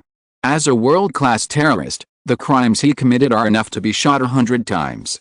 If it weren't for Professor Charles wanting to save him, and some of Tony's plans might use his abilities, Magneto might have been sentenced to death. Anyway, except for the Professor, no one else in the Illuminati cares about killing Magneto directly. Even Beast Hank, although Dr. Hank is also a mutant, his relationship with Magneto has always been very bad. So when Magneto came, Hank just looked at him with disgust from a distance, and then never cared about Magneto's life or death again. Even when he was resting, he would rather sit in the lounge and watch TV to relax than meet his former partner. Although Dr. Hank admires Magneto's wisdom and strategy, and even his personal charm, it does not mean that Hank needs to like dealing with Magneto. These are two completely different things. So he would rather sit in the lounge and watch the results of the Euro Millions lottery. Until Luigi came to the Venus base, it was the time for the Euro Millions lottery. Damn, I didn't win a single one. Dr. Hank threw all the more than 30 lottery tickets in his hand into the sky to vent his emotions. Luigi strode in and saw Dr. Hank muttering that he had been buying lottery tickets for 20 years but had only won a small prize of $20 so far, which was unfair. It depends on luck, Doctor. Luigi shook his head and walked to Dr. Hank, patted his shoulder and said, maybe someone won with just one ticket. Maybe you will be like that next time. As soon as Luigi finished speaking, a live broadcast of lottery news came from the TV. The highest prize pool of Euro Millions has accumulated a prize of 195 million euros. This will be one of the highest lottery prizes in history, and now we need to announce that this time the prize pool of 195 million euros was won by one ticket alone. You heard it right, everyone. A lottery player won the prize alone. He took away the huge prize of 195 million euros with one ticket. He doesn't need to share it with others. Here. Luigi and Hank were not listening to what was being broadcast on TV. Dr. Hank raised his eyebrows and said to Luigi, thank you very much for your blessing. I think I won't have the chance to win the jackpot next time. I will be thankful if I can win $20. Haha. Luigi laughed dryly twice, but he felt that the reason why this single ticket won the prize of 195 million euros was a little familiar. Did he see it somewhere? Or did he tell someone about it? Luigi touched his cheek and fell into recollection. Dr. Hank interrupted his recollection. You look in good spirits today. Did something good happen? Anything? Maybe it's because I figured out how to deal with Magneto. I made him behave, so I'm in good spirits. Luigi smiled slightly. Hank responded with a non-committal smile. Well, Charles is in the room where Magneto is imprisoned. If you want to interrogate Magneto, you can go now. Tony and Rogers are here. Thor seems to be a little exhausted. He used his ability to forcibly empty the magnetic field of a space and couldn't use clever strength, so he overexerted himself and is sleeping. Luigi waved and left the lounge, striding towards the place where Magneto was imprisoned. As soon as he arrived, he heard the discussion between Tony, Rogers and Professor Charles. Tony, his non-violent and non-cooperative attitude is not conducive to the development of our subsequent work. Look at the guy who sells fake medicine. He stays in jail complacently, as if we owe him something. Professor, I respect you very much. But this does not mean that I am a supporter of the idea of appeasement. If Magneto still behaves like this, then Professor, you must brainwash him. Tony was talking to the Professor seriously, and Captain Rogers also stood with him, showing the same attitude as Tony. Seriously, Professor, if you hand Magneto over to me now and I transfer him to SHIELD, then he will need to be executed by injection this afternoon. This is already a set rule, and government law enforcement agencies around the world have issued a kill order against him. There is no need for a trial or a legal process. What everyone wants to see is a dead Magneto, not a dead or dying Marx. Tony and Captain Rogers played the good cop and the bad cop respectively, which made Professor Charles waver. At this time, Luigi walked in. He looked at the three people and said, maybe there is a way to make him cooperate obediently, and it doesn't need to be so difficult. Tony turned to look at Luigi. What do you have in mind? Luigi smiled slightly. Scare him. P.S. Note, The joke about Soren and others in prison comes from the Lego Batman movie. In addition, please vote. The number of votes for this book is too small now, I can't get motivated. Chapter 710 You Forced Me. Magneto Max stayed quietly in the special prison. The walls on all four sides were sealed. On the surface, it was completely tight and there was no gap that could be pried open. Magneto was sitting in the corner, rubbing his body vigorously. Or rubbing his clothes against the wall. He didn't stop until Luigi came in. What are you doing? Luigi walked into the house wearing a special anti-magnetic suit to isolate all his magnetic reactions. After watching Luigi come in, Max calmly found a chair and sat down. Nothing, it's just a little cold here, I'm just warming myself.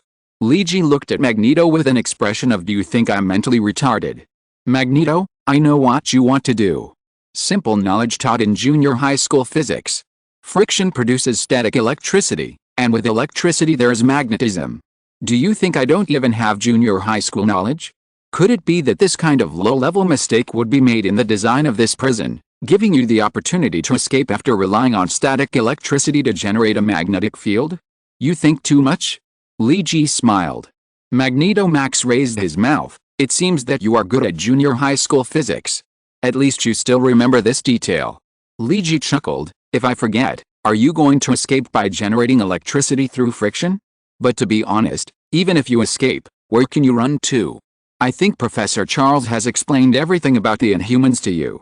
Luigi can now talk to Max, thanks to this special non-magnetic cage. Without the magnetism, Magneto is just an ordinary old man. He can continue to maintain his paranoia or neurotic side, but he cannot use his power, so his deterrence is greatly reduced. Magneto, who has lost his power, seems to be able to communicate at least. He will not use the magnetic field to control the gravel to do a move like Sandfall Funeral, or Super Electromagnetic Railgun, or a magnetic version of Shinra Tensei, before Luigi finishes speaking. Well, these cool-looking moves are a piece of cake for Magneto. This is just the basics of using magnetism. There is no such thing as a fixed set of moves for Magneto. In fact, there are very few fixed moves for superheroes, including Luigi. He just uses a certain method to stimulate power, but he does not use any moves in a conventional way. After all, fighting is ever-changing. The so-called moves are just to convert energy into different controllable forms to achieve the combat objectives that need to be achieved. The result is the most important. As for the process, it doesn't matter.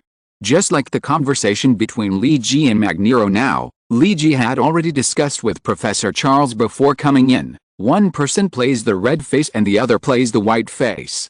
Obviously, Luigi is the one responsible for playing the white face. And Charles plays the red face. Luigi mentioned the matter of the Inhumans, and Magneto shrugged and said, Terrigen Mist and Inhumans, well, I believe what you said is true. But so what? The problem is now on your side. Whether you want to make any plans or want to cooperate with me, you need to show your sincerity. Of course, if you guys who call yourself superheroes don't care about the lives of hundreds of millions of people around the world, then I don't have anything to care about.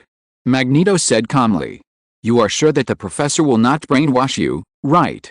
Luigi moved his chair closer to Magneto and said. Max just smiled slightly and did not answer. However, his calm expression did not hide his confidence. In fact, based on his understanding of Charles, if Charles really wanted to brainwash him, he would not kill him. Because Charles is a stupid good man. Especially because of Charles's relationship, Max lost his wife and children. This incident has always made Charles feel guilty about Max. It is precisely because of dealing with Professor X for more than half a century that Max can face the threat of brainwashing so calmly and talk to Luigi here. Haha. This was Magneto's only answer. Luigi stretched himself and said, Do you know, Magneto, how many people have been affected by the fake drugs you sold? If it weren't for the conversation between my father and me the day before that made me feel a little better, I would have blown your head off by now. Magneto didn't care about Luigi's threat. You have a good father, and he has made you do nothing wrong. In fact, it's useless for you to kill me. Before you find my chemical plant and destroy all the tamper drugs on the market, I think at least 1/10 of the world's population will have the X gene transformation. I think you should be thinking about how to save them, right? Charles mentioned to me before that you want to build interstellar battleships. You need my power. Build a batch of interstellar battleships to find the Inhumans in the solar system? I think the needs between us have been reversed. This is another reliance of Magneto Marx, because these guys who claim to be superheroes need to rely on his power. Of course, Marx didn't know that Charles concealed a lot of things, such as the fact that they already had battleships that could travel across the stars. All this is just to relax Max's vigilance, which is to pave the way for Li Ji's next conversation. In the game of wits, some psychological hints are very important. When you think you have a good grasp of certain things, an unexpected reversal will disrupt the entire plan. Just like now, Li Ji smiled and said to Magneto, "Building an interstellar battleship? No need. Because I have figured out a lot of things before coming here. This is thanks to my father's conversation that made me figure it out. Max, you always talk about the discrimination of mutants, or you have a strong persecution delusion. You think that mutants must go to the regime to change all this. And last night my father told me that I should stop all the chains of discrimination. I think my father is right." Li Ji patted the back of the chair and stood up. He said in a nonchalant tone, "To be honest, you want to turn all the people in the world into mutants. You think this is the only way to eliminate discrimination, but we are trapped by traditional perspectives. Since you can think of turning all the people in the world into mutants, why don't we do the opposite? Convert all the mutants into ordinary people. Let them all return to normal." Li Ji whispered in Magneto's ear, but these words exploded in Magneto's mind like a thunder. But Marx still forced himself to remain calm. Eliminate the X gene? Haha, what a joke. Do you think I don't know that many research laboratories are doing it? But they haven't made any progress. Marx was a little out of practice, and the last sentence was a little loud. Li Ji smiled. Yes, maybe we are not enough on our own. But what if we let the Inhumans get involved? I figured out a lot of things last night. Marx, you probably don't know how important the Earth is to the Inhumans. Since they have a more advanced civilization than ours, and have studied human genes for so many years. So maybe they have drugs that can transform all mutants. Maybe they couldn't act on Earth before because they lacked a strong spokesperson, but if my partners and I are willing to help them? Do you think they will find a way to develop a drug that completely restrains mutants? Make the X gene disappear from now on." Li Ji patted Marx on the shoulder. "You can continue to practice non-violent non-cooperation. With your crimes, staying here until you die of old age can be considered a good end. But mutants? Maybe this population will be swept into the dustbin of history, Marx."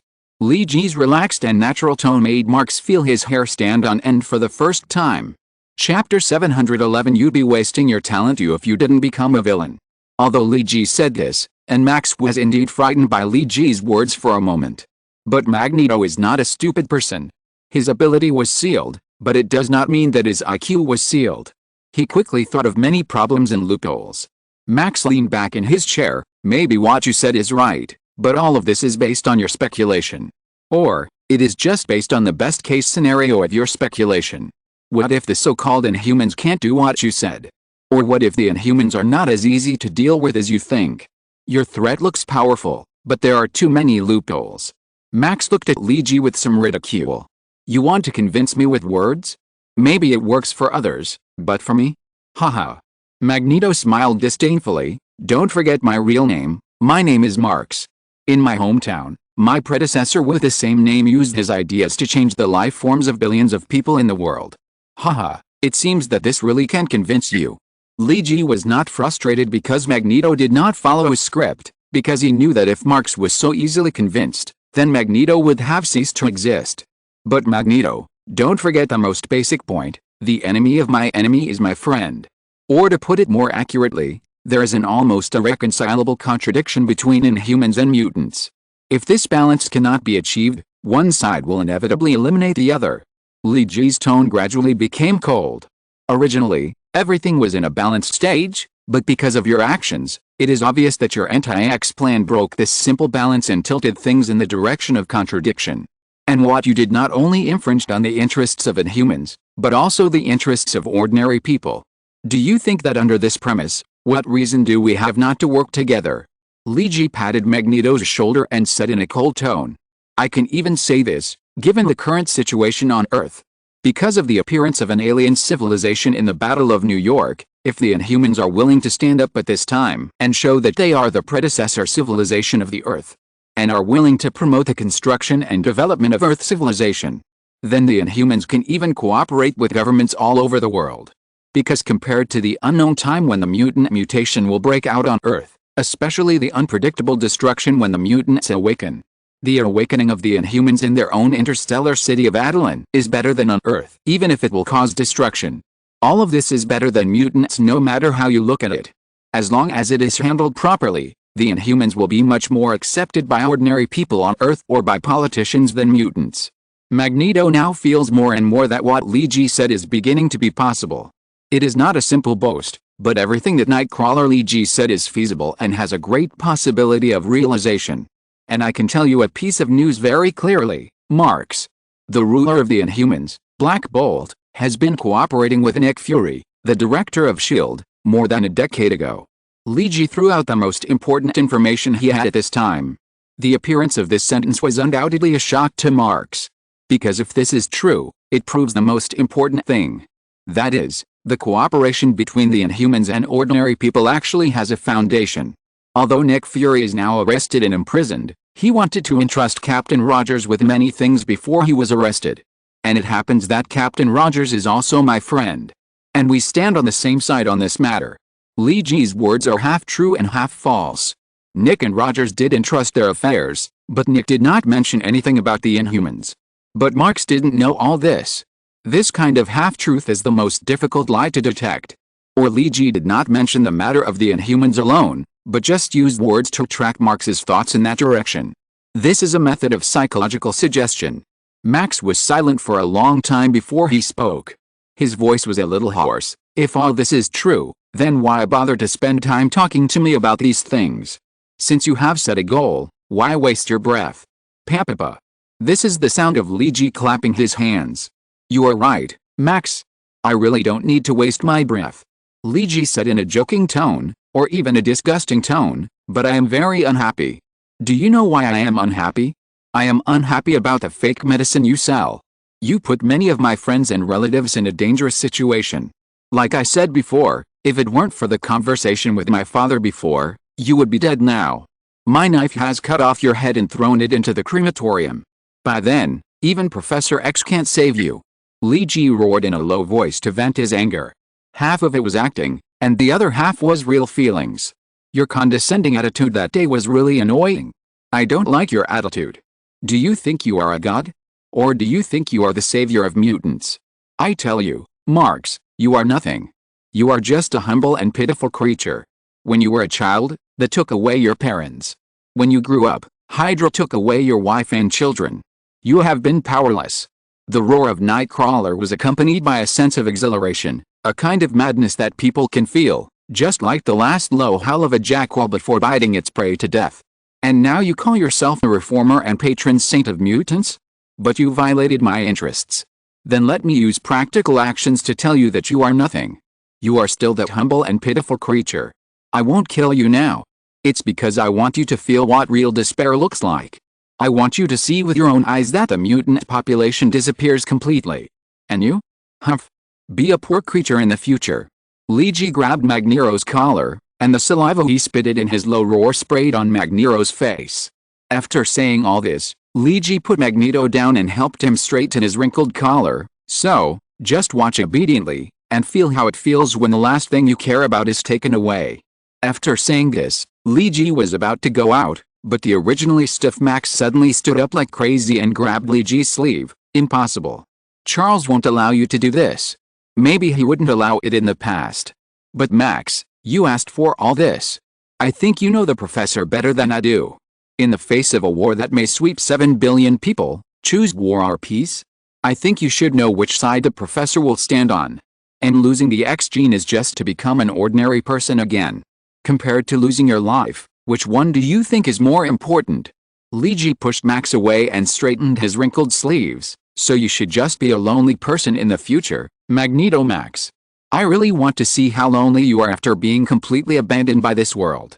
Maybe you will take a chessboard to the park, but you will never find anyone to play chess with you again. After saying this, Li Ji strode out of the specially built prison. Only Max, who was in a trance, was left sitting aside. Li Ji finished his good guy role. After he walked out of the prison, he said to Professor Charles, who had been observing the situation inside, "Professor, it's your turn to play the bad guy role. Whether we can deal with Magneto depends on you." As soon as Li Ji finished speaking, Tony, Charles, Rogers, who were gathered at the surveillance, and Dr. Hank, who joined later, and Thor, who had just woken up, all turned to look at Li Ji. "Why are you all looking at me like that?" Li Ji was stared at by everyone, which made him very uncomfortable. In the end, it was Thor, who had just woken up, who spoke out everyone's thoughts. "Honestly, it would be a waste of your talent if you don't become the villain, Jason Lee, Nightcrawler." Captain Rogers nodded in agreement. Fortunately, the leader of Hydra was the somewhat stubborn Red Skull Schmidt. If it was the crazy Nightcrawler, I think I might have failed. Tony also echoed, "I think I must add an Easter egg to my latest personal movie. I think the story of the Nightcrawler's dark transformation must be very exciting. At the same time, I think your comic company should withdraw from the dark version of the Nightcrawler story. It must be more interesting than you being a superhero. I've even thought of a title for you, The Black Hand Behind the World of Nightcrawler," Tony suggested enthusiastically. Chapter 712 Target, Crow. Inside the Hydra, Dr. Rice was sweating profusely. Because he was being stared at by the Red Skull. It was a terrible thing to be stared at by such a scary-looking and even scarier guy. Especially since the Red Skull looked unhappy and seemed ready to eat people at any time, it was even more frightening. Because the Red Skull was angry, and if he got angry, he might do all kinds of terrible things. Why was Red Skull Schmidt angry with Dr. Rice? The reason was very simple, because the Sentinel robots that Dr. Rice had vowed to be outstanding were all written off the first time they went out. And it can be said that there was no splash at all. Oh, no. It still caused some impact. For example, the chaos in the market town outside the plantation of the Costa Group in Chile caused hundreds of casualties, and the specific losses are still being counted. But Chile has always been a relatively peaceful country. Although there is nothing outstanding about this country now, at least everyone is alive and well. And this is the largest terrorist attack Chile has suffered in recent years. In particular, the attack was on innocent workers and farmers in ordinary plantations and Doctors Without Borders. When the incident was reported by the news media, it quickly caused a wave of discussion around the world. Attacking the Red Cross and Doctors Without Borders can easily be pushed to the forefront. Especially when Chile itself is not a belligerent country in the war. While the world was discussing it, Schmidt's old friend Captain America, oh no, now he should be renamed Captain Earth, Steve Rogers, stood up. Facing the global media, he spoke, "Through investigation and analysis, the mastermind behind this terrorist attack has been confirmed. I have been dealing with this organization for many years, and I can be sure that it was done by Hydra. The purpose of this attack is still unknown, but it is no secret that Hydra has come back, but no matter how tenacious the vitality of Hydra is, I will kill them again. Wait, Hydra. You will pay the price for this attack." Captain Rogers made a righteous statement on TV and the internet. He vowed to fight Hydra to the end and send them back to hell. The world today lacks such a leader who is so tough on terrorists and keeps his word. Captain Rogers' prestige has further increased. In the latest U.S. poll, many Americans have selected Steve Rogers as their ideal candidate for the next U.S. president. In fact, since Roosevelt, the United States has rarely had such a supreme leader who can excite people and boost morale. Especially when the Earth's civilization is at a turning point, the public generally does not trust old politicians and capitalists. Sunshine, justice, toughness, and uncompromising. These qualities of Steve Rogers are very valuable in this era, especially when he has also demonstrated corresponding skills. As Rogers' prestige rises, Hydra, which serves as the background board, has a hard time. For the first time, the three departments of SHIELD, and SWORD work together. The launch of Operation Snake Catching has seriously damaged Hydra's interests in Asia and America, and there is also the Brotherhood of Mutants secret confrontation. This Chilean terrorist action was inexplicably blamed and caused global condemnation. Please, although Schmidt is a villain, he is not stupid enough to let Hydra's people attack organizations such as the Red Cross and Doctors Without Borders. Especially without any benefit, it is inexplicable to do such a thing that attracts hatred. Dr. Rice has an unshakable responsibility for the current bad situation. Now Schmidt summoned Dr. Rice to meet him here, just to hear what the chief scientist of AIM's biogenetic engineering has to say. Leader, this is just a mistake. It's really just a mistake. Maybe the program is wrong, or maybe there is something wrong with the Scarlet Witch's ability. That's why the Sentinel robot went out of control. Dr. Rice explained quickly. Schmidt looked at Dr. Rice coldly. If it weren't for the fact that there are really few high-end scientists, and it is difficult to get scientists of this level even by various illegal means, then Schmidt would want to blow Rice's brain out now. He said coldly, then what about the power of the Sentinel robots? They were all destroyed. They are not as powerful as you said. Yes. This is the key. Dr. Rice knew that if he could not answer this question well, he might not be able to go back alive. The prototype of the Sentinel robot was designed based on Scarlet Witch and Quicksilver. I got more inspiration after we got the Sentinel robot data that my father participated in when he was in the military, including the genetic data of a girl named Mystic Raven. Her genes have strong plasticity, and I added this plasticity to the Sentinel system. Every battle is a learning experience for the Sentinel. In the central control computer of Hydra, the intelligent central control of the Sentinel is analyzing the reasons for the failure of the battle. Then it will continuously optimize itself based on all the experience, so it is a fighting machine that can continuously evolve. Leader. After Dr. Rice finished all this, he looked at Schmidt anxiously. After hearing what Dr. Rice said, the Red Skull nodded. If what Dr. Rice said was true, then the Sentinel project was still worth investing in. But we can't let the Brotherhood of Mutants go on so rampant. Scarlet Witch and Quicksilver have been training for so long, it's time to pull them out for some practice. Then summarize the new model as soon as possible, don't mass produce it. Let them collect more data and prepare for the next battle. Listening to what Red Skull said, Dr. Rice's mind was relieved. While Dr. Rice and Red Skull were chatting about everything about the Sentinels, in the giant central control computer at the Hydra base, the central control brain that Dr. Rice had high hopes for and could self-improve the combat capabilities of the Sentinels, was planning a shocking conspiracy. The first stage of nesting is completed. Calculate the feasibility of completing the mission of Age of Ultron. There is resistance, and the creator Dr. Rice will be the biggest threat to Age of Ultron. He is familiar with the operating procedures of the entire system and can strangle Ultron. Raise the priority level, and save the self as the highest priority. Start a new mission. The level is higher than Age of Ultron, and it is a pre-mission for Age of Ultron. Mission target Dr. Rice, target code, Crow. Mission purpose, kill Crow. Dr. Rice, who had just escaped death from the Red Skull Schmidt, did not take a long breath until he walked out of the base. He still had a lot of things to do, in order to prevent Schmidt from continuing to be angry. He first needed to go back to AIM to solve some follow-up problems with his Sentinel robots. And his deputy, the former U.S. Major General Stryker who was rescued by him, has always been very interested in the X-Weapon program.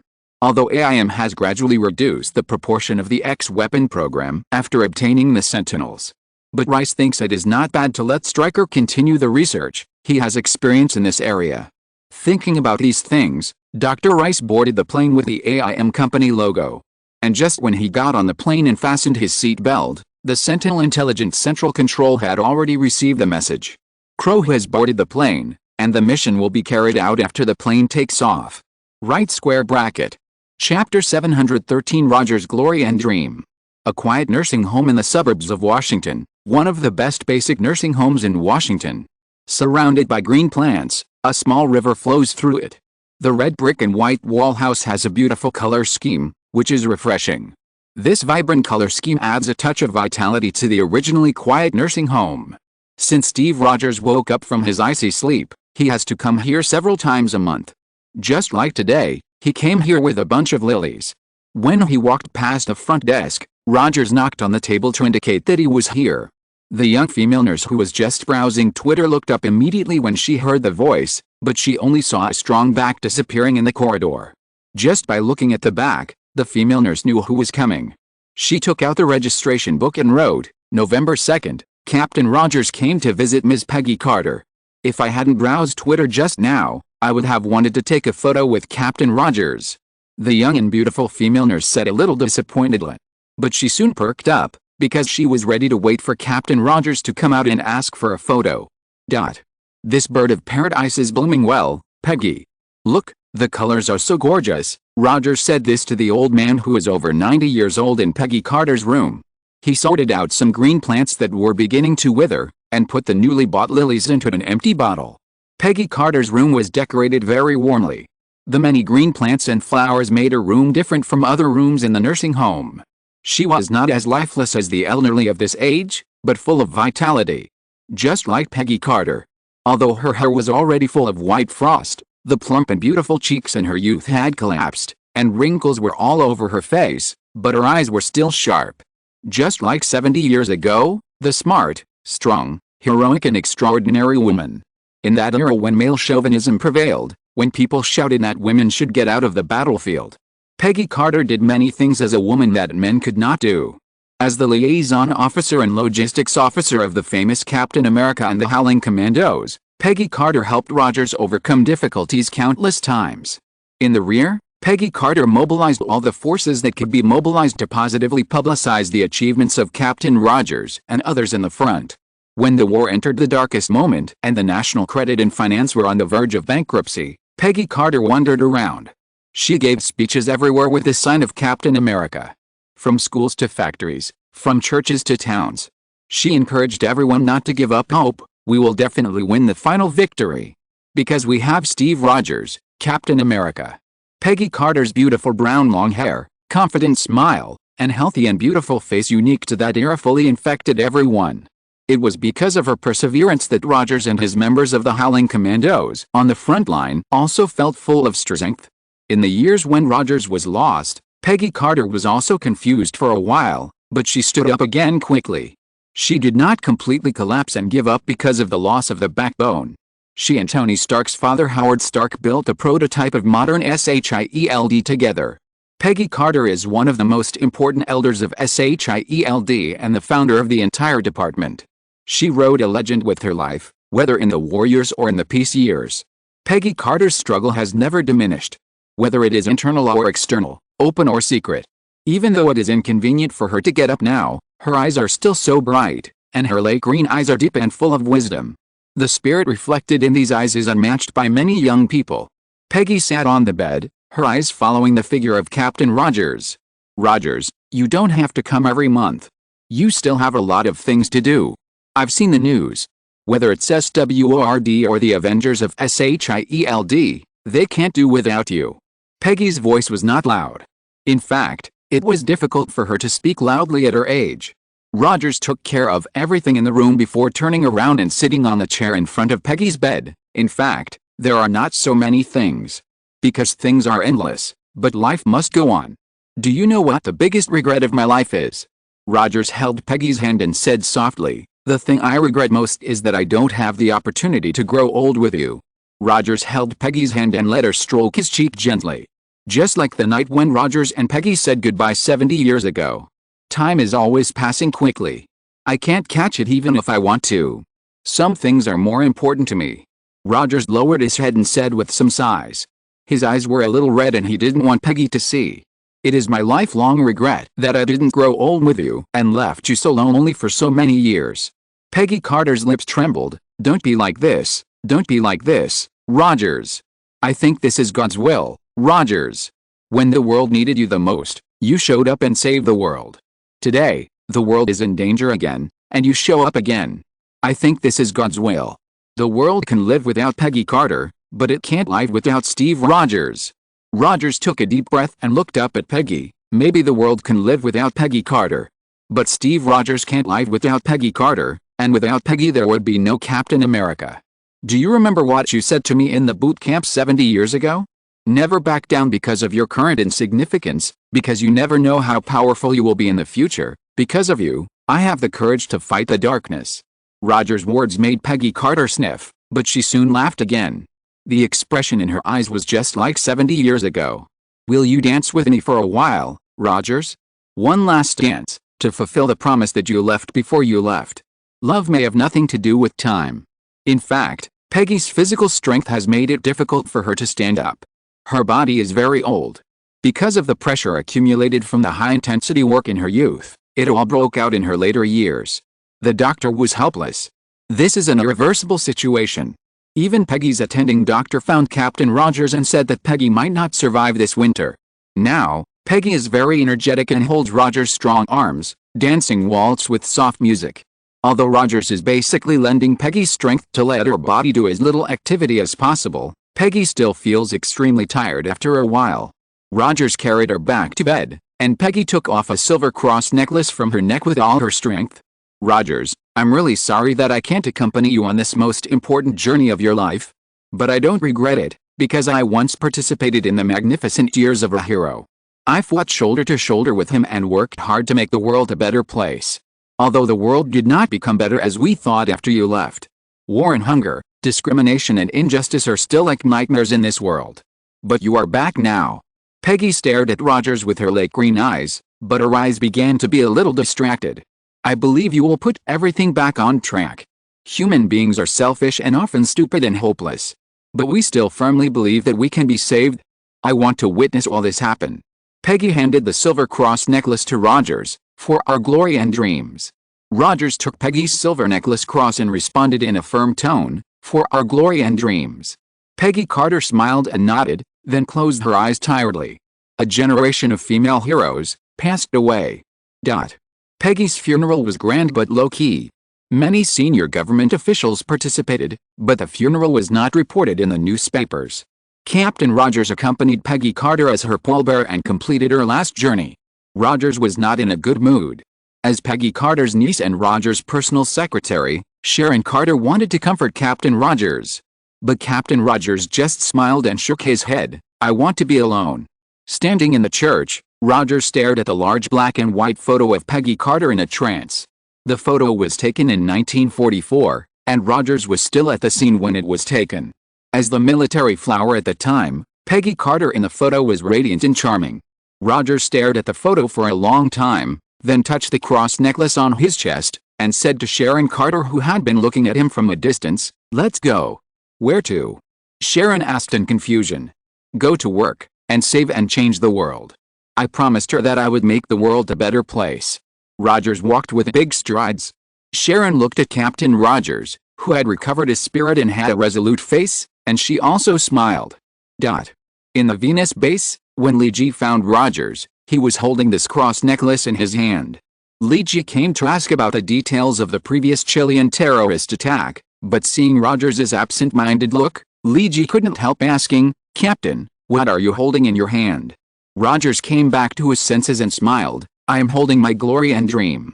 P.S. I really don't like the scene in the movie Captain America 3 where Captain Rogers turned around and kissed Agent Sharon and exchanged saliva at Peggy's funeral. Although handsome men and beautiful women are the basic plots of Hollywood movies, the addition of this scene is simply inexplicable. These few seconds of footage seriously destroyed the entire positive image of Captain Rogers that was previously created. So, French kissing your ex-girlfriend's niece at her funeral? I wouldn't write that. Chapter 714, The Attack of the Intelligent Brain. Rogers saw Li Ji coming. He put away the silver cross that Peggy gave him and put it back on his neck. Li Ji saw the silver cross necklace out of the corner of his eye. Captain Steve Rogers, who was born in the 1920s, is an absolute super straight man. Or by today's standards, you can even call Captain Rogers a straight man. This is the mark left on him by that era. The United States experienced great development in the 1920s, with factories everywhere and chimneys everywhere. The bottom of the Great Lakes still has heavy metals left by the sewage discharged by factories in those times. Oil stains and sweat stains are the basic symbols of men in that era. The working class was the largest class in the United States at that time. Going to work in a factory and exchanging labor sweat for bread and wages is what men in that era should do. Rogers, who was born in that era, grew up with all this from an early age. Like men of that era, Rogers resisted all kinds of fancy accessories. Men wearing accessories in that era? Any accessories other than wedding rings can easily make people think of sissy. Whether it is the popular male earrings, male bracelets, etc. All of this was unbelievable in that era. Men who wore these on the street would be pointed at. Captain Rogers still retains this aesthetic concept until now. He still cannot accept male stars in movies and TV wearing earrings and studs, or wearing arm rings, nose rings, bracelets and other accessories. He doesn't think these things are cool at all, but thinks they are very feminine. Only men who are extremely unconfident in themselves will choose to use this method to make themselves look cool. Of course, Captain Rogers may not have considered that not every man has the same proud figure as him. So when Captain Rogers wore a necklace, Li Ji was a little surprised, but he reacted quickly. This necklace may be very important to Captain Rogers. Li Ji walked to Captain Rogers and said, "I heard Tony talk about Agent Carter's funeral. Tony also went to mourn. I'm sorry about Agent Carter's death." Li Ji patted Rogers on the shoulder and comforted the captain. Because Rogers is a sentimental person, although his love with Peggy Carter cannot cross the gap of 70 years, some thoughts will not change because of time and dimension. But maybe because of this makes Captain Rogers more attractive. Not only as a superhero, even if all his superpowers are taken away, Li Ji believes that Rogers will still become an outstanding person. This is a kind of inner strength. Li Ji thought of the movie Avengers he watched in his previous life, in which the captain ridiculed Tony for taking off his armor. Although the movie fooled this part in a funny way, and even gave Tony a chance to show off to Rogers. But if Tony Stark dared to laugh at Captain Rogers in this world, Captain Rogers would definitely despise Tony even more. Because Captain Rogers asked, after throwing away all identities, "Are you still you?" This is a question that tortures the heart. It is not enough to tell a few jokes to fool around. If you stay with a certain kind of person for a long time, you will learn all kinds of things from the people around you. It makes sense that people who are close to people are red, and people who are close to people are black. Li Ji's glib tongue and some unruly characteristics come from his father, Lian, who is a very unruly person. But Li Ji's inner bottom line also comes from his parents. The longer he deals with these superheroes, the more Li Ji's behavior changes or affects these people, but at the same time, the behavior of these superheroes is also affecting and changing Li Ji. Just like now, Li Ji occasionally asks himself, if he strips away all his superpowers and systems, then what can he do, and will he still have so many crazy ideas?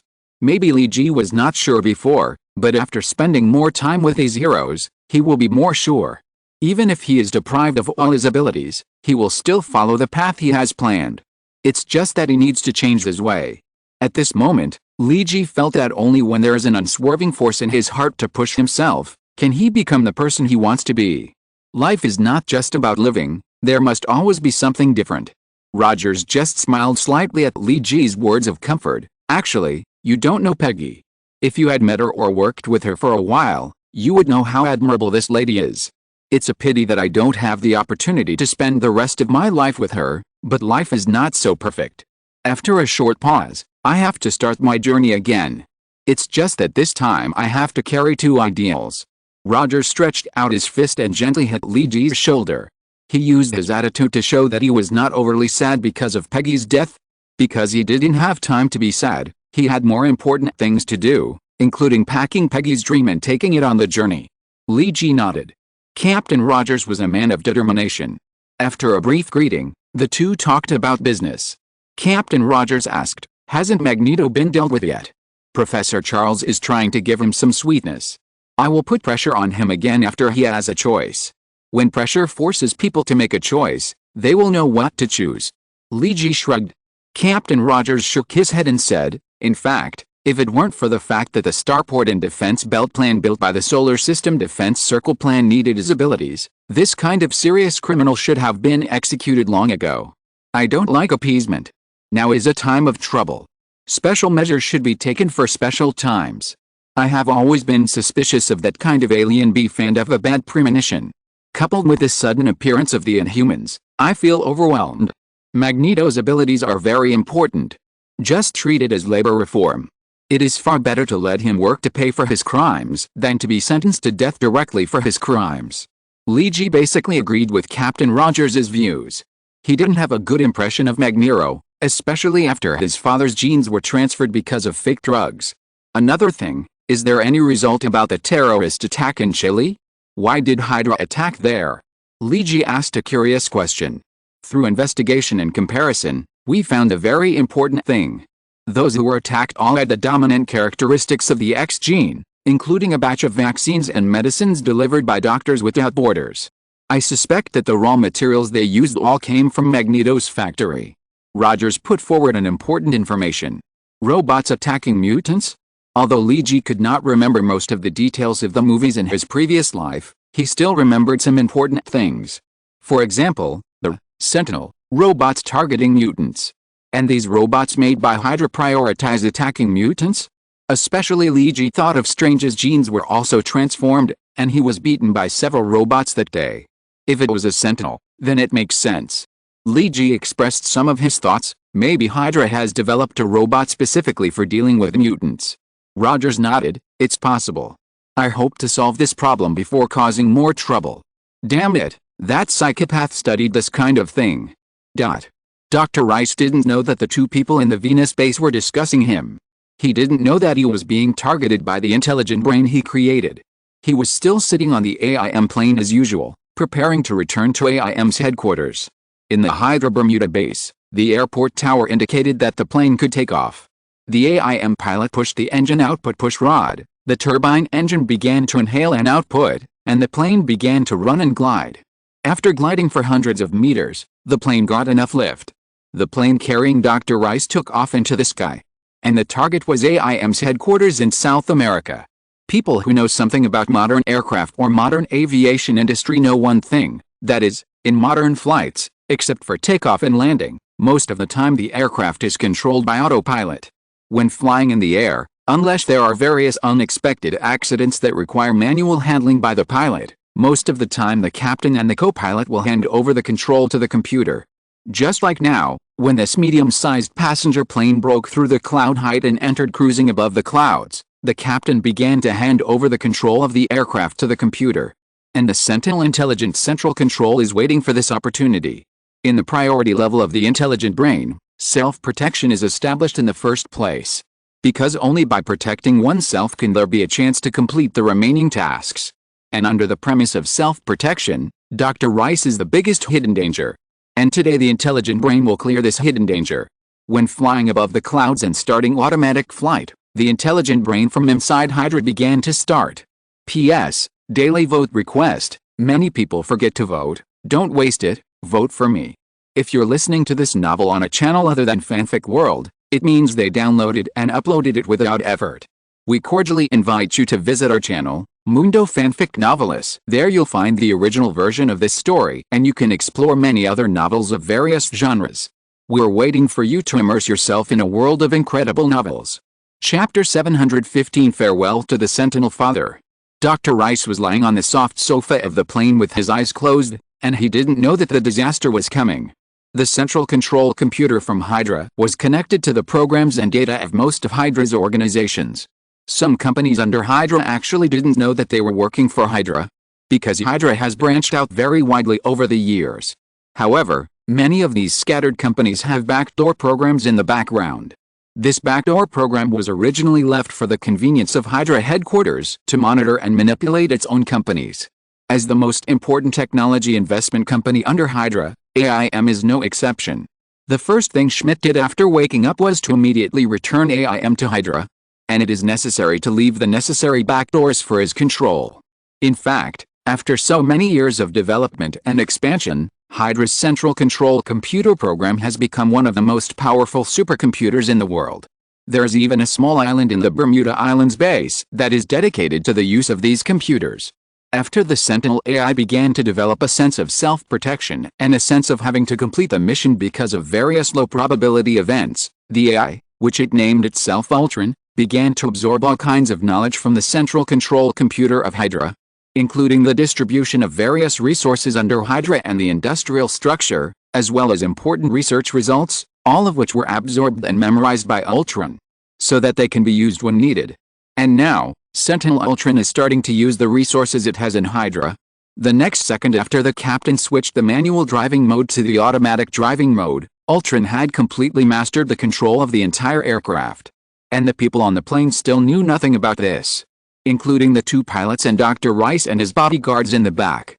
The captain even stood up and asked his co-pilot, "Do you need a cup of coffee?" "Thank you, give me a cup of sugar-free," the co-pilot said with a smile. Dr. Rice was resting in the back seat, and his bodyguards didn't need to be too alert in the peaceful and quiet sky. There were even a few people who secretly started gambling in the back. Just when everyone was relaxed and the atmosphere was cheerful, an accident happened. The first thing that happened was that the fuselage began to shake violently, which alerted the pilot. The captain, who was filling coffee, ran back to the cockpit quickly. What's going on? Did we encounter air turbulence? The co-pilot was quickly reading various parameters of the aircraft. No. Captain, no. We didn't hit the clouds, nor did we encounter air turbulence. But the wings began to shake violently, which may be a mechanical failure. Now the captain had no time to take care of the coffee. He quickly returned to his job, switched to manual driving mode. There is no way to switch, Captain. The co-pilot was sweating because he found that everything on this plane did not listen to his command. Open the quick repair manual, quickly. The captain began to try to switch to manual driving himself, and asked the co-pilot to check the quick repair manual on the aircraft to see if there was a way to deal with this situation. The captain's efforts were in vain, because no matter what he did, he could not switch the autopilot mode to manual driving mode. Even if he took a huge risk and forcibly turned off all auxiliary systems, he still could not turn off the autopilot. The only possible way to turn off the autopilot now is to turn off the power system of the entire aircraft and physically cut off the power. But doing so is extremely dangerous, especially at an altitude of several thousand meters. In this way, the aircraft will enter a state of free gliding. And it is not known whether the autopilot can be turned off after the power is restarted. Damn it, Captain. There is no treatment for this situation in the quick repair manual. And we can't contact the tower now. The co-pilot already felt a deep fear. It's okay to be unable to repair it, but at an altitude of several thousand meters, it's all white all around, and you can't contact the air tower. Then it's very scary. Because you have lost all your support. At this time, the captain showed his mature and decisive side. Abandon the plane, everyone parachute. Contact the headquarters on the ground and let them rescue us. The co-pilot listened to the captain's sonorous words and felt a backbone. He nodded vigorously, okay. In the cabin, Dr. Rice couldn't close his eyes to rest. The plane was shaking so badly that even a fool would know that there was something wrong with the plane. The bodyguards who were gambling in the back stopped gambling now, but surrounded Dr. Rice to protect him in the middle. Because they didn't know whether it was a plane malfunction or someone attacked the plane. When the captain appeared in the cabin, Dr. Rice immediately asked, Captain, what happened? The captain said quickly, the plane has a serious mechanical failure, which cannot be eliminated in the air. We can only abandon the plane now, and everyone should take a parachute. The captain walked to Dr. Rice and said seriously, Doctor, we can only wait for ground rescue. Damn it. Dr. Rice cursed fiercely, but he didn't curse the captain again. Because this kind of mechanical failure is not under the control of the captain. He is just complaining about how unlucky he is. He just came out of Schmidt today and thought he had escaped. As a result, he encountered a plane crash again. But no matter how unhappy he is, he still has to do what he needs to do. For example, put on a parachute. Dr. Rice has been instructed on how to use a parachute. And several bodyguards will protect him when he lands. Skydiving at a height of several thousand meters was not that dangerous to him. After everyone was ready, the captain opened the emergency hatch and let everyone go down one after another. It was not until everyone jumped out that the captain and the co-pilot wearing parachutes finally jumped out of the hatch. Parachute flowers opened in the sky, and Dr. Rice didn't know where he was going to land. He could only notify Hydra. Let them quickly send a ground search and rescue team to find him and others. Anyway, parachuting to an unknown place is better than waiting to die on the plane. Dr. Rice comforted himself like this. He felt that he should buy a lottery ticket, because today he escaped from the disaster twice, and this luck was really bad.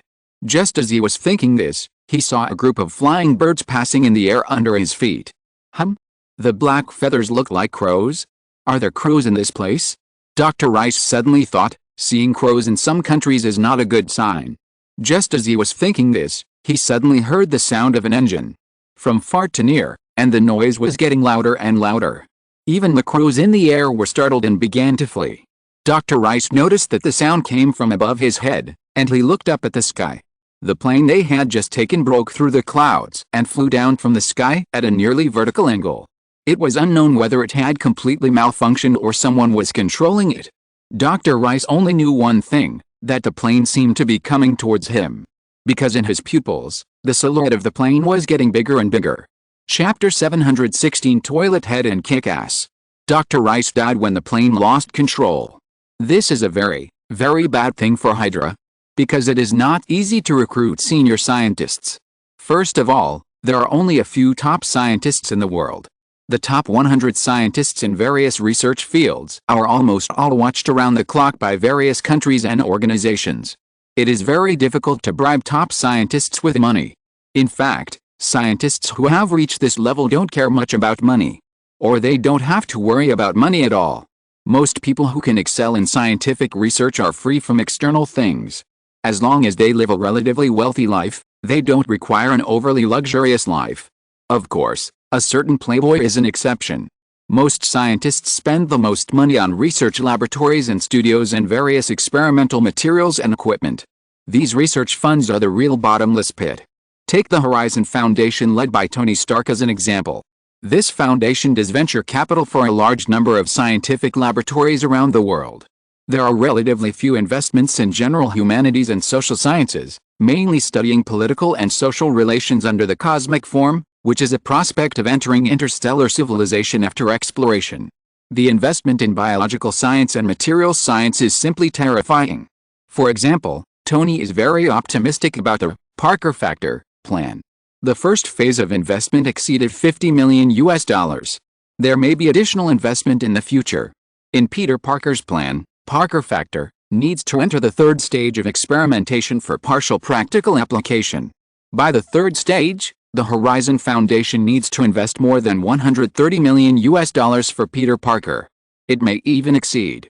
As a scientist, Tony knows that scientific research is a bottomless pit. He is ready to throw $200 million to Peter to burn. As long as certain results can be achieved, the money is worth spending.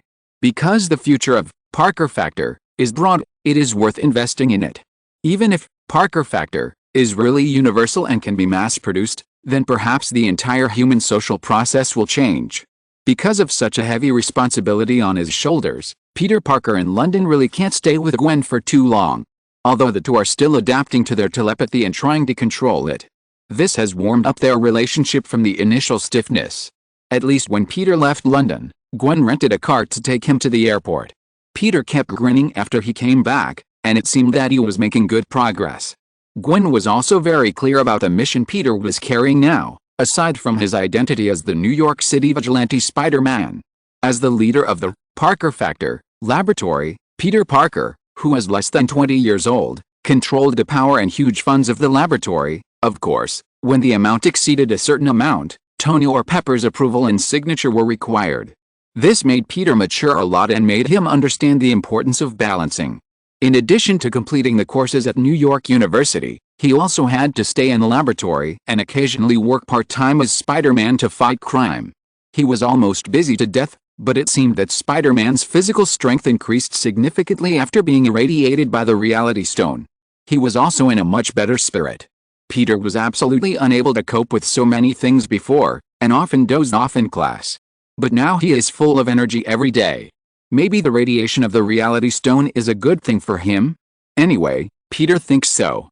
On the other hand, it is not easy to find these excellent scientists, even Peter, who is not the top and can only be in the second-rate echelon. So the death of Dr. Rice made Red Skull feel painful. An excellent scientist is much more important to Hydra than thousands of miscellaneous soldiers. This is a huge loss, and someone needs to be responsible for this loss. So at Schmidt's signal, Crossbones Bullock executed a ground crew who was doing logistics for Dr. Rice's plane at the time, because it was an accident caused by their mistakes. Until now, everyone thought that Dr. Rice's accident was an accident. It was just a coincidence. This is also the power of Sentinel Ultron. It hides in the core of Hydra, greedily devouring and transforming resources, but not letting people find it. And now Dr. Rice, who is most familiar with it, has also been killed by it. In this way, Sentinel Ultron has become much more stable. Like a crazy virus, Sentinel Ultron continues to expand outward and back up itself through Hydra's central control computer, accumulating strength, waiting to purify the world one day. But all this is still going on in secret, and no one knows. Because of Dr. Rice's death, his deputy, former U.S. Major General and radical anti-mutant pioneer, General Stryker took over. Schmidt appointed him to take over Dr. Rice's plan and continue to preside over the work of the Sentinels. Because he had done this with Dr. Rice's father, and had been working on the X-weapon plan for so many years, Stryker was very experienced. Although his scientific research ability was definitely insufficient, he could still catch a general. Did Rice say that the Sentinel's intelligent brain would automatically optimize every battle? Then all Stryker needed to do was to escort this system, and he didn't need to do much? Because he didn't do much, Stryker applied to Schmidt to start the X-weapon plan within Hydra. In fact, this plan had been made by Dr. Rice before. However, due to the birth of the Sentinel plan, it was temporarily shelved in order to save money. Now that Stryker brought up the old matter again, Schmidt agreed after just a moment of consideration. Because for Hydra now, perhaps solving the problem of the Brotherhood of Mutants is the top priority. Schmidt was even ready to let Quicksilver and Scarlet Witch start the battle. It was time to cause some trouble for the Brotherhood of Mutants. And Stryker, who had just taken over the power of Dr. Rice, also had a lot of things to do. For example, he had to send someone to find the biological experiment subject of a certain X-weapon program who had escaped before, the girl codenamed X-23. Taskmaster, Cougar and Hunter Craven had work to do. New York City was as prosperous as usual. The lights were on and the traffic was busy. I was flying in the night sky of this city to protect the safety of this city. The toilet-headed boy Sam thought so proudly. However, his heroic spirit did not last long before he was immediately interrupted by a phone call. Has our Italian double basil burger not been delivered yet? Your delivery speed has been getting slower and slower recently. As a reserve member, I will consider expelling you if you do this. The leader of the Young Rising Stars, Hit Girl Mindy, complained on the other end of the phone. Well, I spent a long time looking at the night view of the city, and I almost forgot my job. Sam immediately rushed to the place where he had agreed with Mindy and Laura. Although I don't know why, Sam, who originally wanted to be a superhero, has now become a complete errand boy. And he also regards this as his job. Maybe he has a little misunderstanding of superheroes? But it's okay for teenagers to enjoy it. Anyway, this age is the time when they have too much energy to vent. In an old building in Brooklyn, Mindy and Laura were sitting side by side, chatting about school while waiting for the delivery of takeout. I noticed that Ron Dick from Class C of Grade 8 has been secretly looking at you in physical education class. Do you think he has a crush on you? Mindy said with a smirk while holding Laura's shoulder. After repeated persuasion from Big Daddy and Punisher, Wolverine temporarily agreed to send his daughter to study with Mindy. The Guardian in New York, Big Daddy Guio, is responsible together with Punisher. So as classmates in the same school, Mindy and Laura now have more topics to talk about. However, Laura's grades are very poor, and she is one of the last few in the class. Only her grades in physical education are good, and she will not enter school until September, and she doesn't know many classmates yet. So she doesn't know what Mindy said about the 8th grade C class and Ron Dick or something. Mindy continued to smile evilly. It's the guy who likes to show off on the football field and likes to imitate Beckham. Every time you appear on the sidelines of the football field, he will perform very hard. Laura thought for a long time and shook her head. I don't remember. I don't know him. Mindy squinted her lips. Well, poor Ron Dick, if he knew this news, he would be heartbroken. Just as the two little girls were chatting, a green figure leaped between the tall buildings, like a legendary martial arts master with light skills. And this green figure quickly approached the roof of the building where the two little girls were. The uniform was a green base color, decorated with black and yellow lines, a color and style that was so ugly. There are also two short sticks on his back. Needless to say, among all the superheroes in New York, only Kick-Ass David has this kind of terrible aesthetic. Hi, girls, good evening. What can I do for you today? Kick-Ass David greeted Mindy and Laura in a familiar way. At this time, the toilet-headed boy also flew back with various takeouts. As soon as he landed, he saw Kick-Ass David, who looked very familiar with the two bosses. The toilet-headed boy subconsciously asked, who is this person? Chapter 717, Convening an Enlarged Meeting. Who is he? Sam, the toilet-headed teenager, said in a bad tone, pointing his finger at Kick-Ass David. David made a puzzled expression, not knowing why Sam was so excited. And being pointed at is a very impolite behavior in any country. Especially when you meet a stranger. David has always been a good-tempered child, so he didn't get angry because of Sam's behavior. If it were a guy with a hot temper, Sam would use this tone and point his finger at others. Most likely, A conflict would break out, and the two would definitely fight. David just turned his body to avoid the direction where Sam was pointing his finger. Then he turned his head to look in the direction of Mindy and Laura and said, "Is this your new little brother? When did the extraordinary twins become triplets?" Mindy waved her hand and made a face at David, looking very cute. And Laura continued to maintain her characteristics of a cold lolly, and ignored David's jokes at all. She just stretched out her hand to Sam and said, "Burger, I'm hungry." Oh. Sam, who was just so aggressive and looked like he wanted to fight with kick-ass David, immediately lost his temper. He immediately ran to Laura's side and took out the Italian basil double burger from the takeaway box, as well as the accompanying mango special drink and cheese fries, crispy chicken nuggets and a portion of spicy chicken wings. These foods are all large-sized American portions. Not counting the 750 milliliters drink, the weight of the food alone is close to 1.5 kilograms. David looked at Laura eating these things in the middle of the night without changing his expression. The green kick-ass couldn't help swallowing his saliva. "Aren't you afraid of getting fat? My God, the calories in these foods are simply explosive." Mindy also found her takeaway from Sam's takeaway box, a family bucket. Little Mindy took a bite of the fried chicken leg in a very unladylike manner and said, "Getting fat? Impossible, you don't know how much exercise I do every day. I have calculated that I need to consume at least 5,000 calories a day. The various high-intensity training in the night watch base consumes a lot of calories. Various trainings, and we have to go out to maintain law and order at night. And the wolf girl and I are growing up, you know? Girls in their puberty need enough calories, otherwise they won't grow tall." Mindy finished eating a chicken leg without a care and started to attack the next one. And Laura nodded coldly. Laura, who currently lives with Mindy, is now hanging out with the night watch, including the fighting skills teaching from the night walkers twice a week, basic self-defense, let your enemy lie down before he attacks you, and the teaching to improve one's own charm and eloquence, the art of language convincing speech, the best way to achieve your goals non-violently. There are also gun and weapon teaching courses taught by Damon the Big Daddy, Frank the Punisher, and Mike the former SWAT member every day, such as Know Your Opponent, 1,000 common senses of modern weapons and basic use of light-heavy weapons, terrifying firepower. There are also courses taught by Spider-Man and Barbara the Mockingbird, Spider-Man's Be Vigilant, Beware of Dangers in the Dark. Barbara's Beginner's Tutorial on Genes and Biology, how to distinguish mutated organisms from man-made organisms, as well as their weaknesses and ways to defeat them.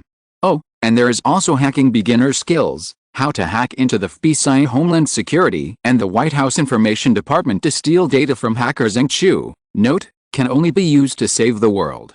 Of course, there are also some handcraft courses, which are usually taught by hackers, Spider-Man, or one of the three dads. Generally, they teach whatever they know.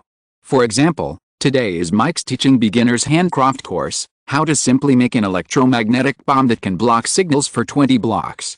These courses are actually very energy-consuming and physically demanding. In fact, the brain is the organ that consumes the most calories in the body. The brain, which is running at high speed, consumes almost 20% to 25% of the body's energy every day. In addition to various physical combat training, Mindy and Laura consume terrible calories every day. Although they still look thin girls, they are big eaters when they eat. However, it is also because of these courses that Laura has no interest in school courses now. The only interesting thing about school is that there are many peers. Even if she doesn't play with them, just sitting on the side of the playground and watching them play sports, Laura feels very happy. However, compared to the two girls who are eating and drinking, the two boys are a little restrained. In fact, Sam is 14 years old this year, and he will be 15 after the Chinese New Year. David is 15 now, and he will be 16 after the Chinese New Year. It is also the time for growth, and the appetite is also very large, and they can't resist the temptation of delicious food. Especially fried chicken and the like, there is really no resistance. Mindy felt weird watching the two boys watching her eat, so she said, "If you're hungry, you can eat together." Well, Mindy invited them. Although Laura didn't say anything, she pushed out her untouched cheese fries, indicating that they could share. But the two boys still didn't move. David swallowed his saliva. "No, actually my teacher is controlling my diet. It's very important to avoid certain foods when practicing his kung fu. I can't eat too much greasy food, which will reduce my body's response. Now I can only eat the food provided by my teacher every day. David swallowed his saliva very clearly. Laura glanced at David and asked a rare question, what to eat? Boiled vegetables and boiled chicken, as well as fruits and various grains. David said briefly. Laura, who often eats Lee G's dishes now, shrank her head. It sounds terrible.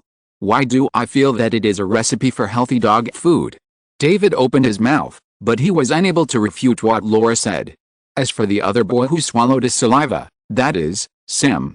The reason he didn't dare to eat was because he was afraid of getting fat. Yes, he was afraid of getting fat. As a superhero, his abilities were not his own. They were just the energy from the helmet. Flying or doing other things did not consume his own energy. So he was just an ordinary person without the helmet.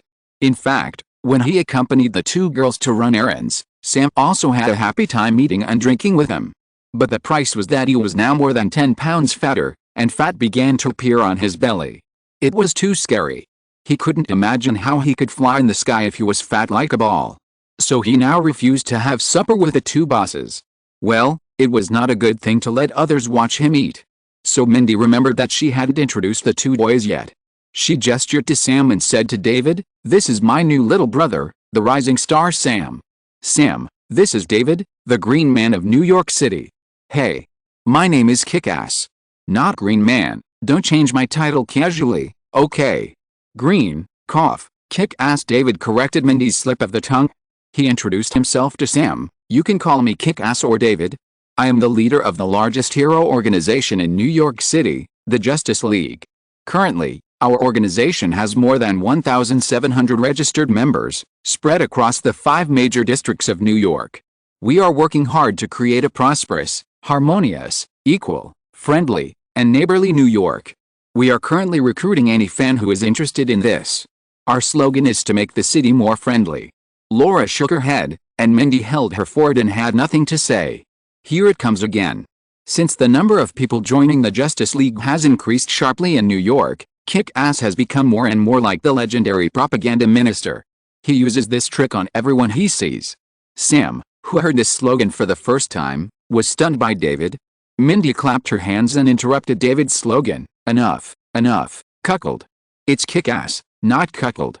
David retorted with a headache.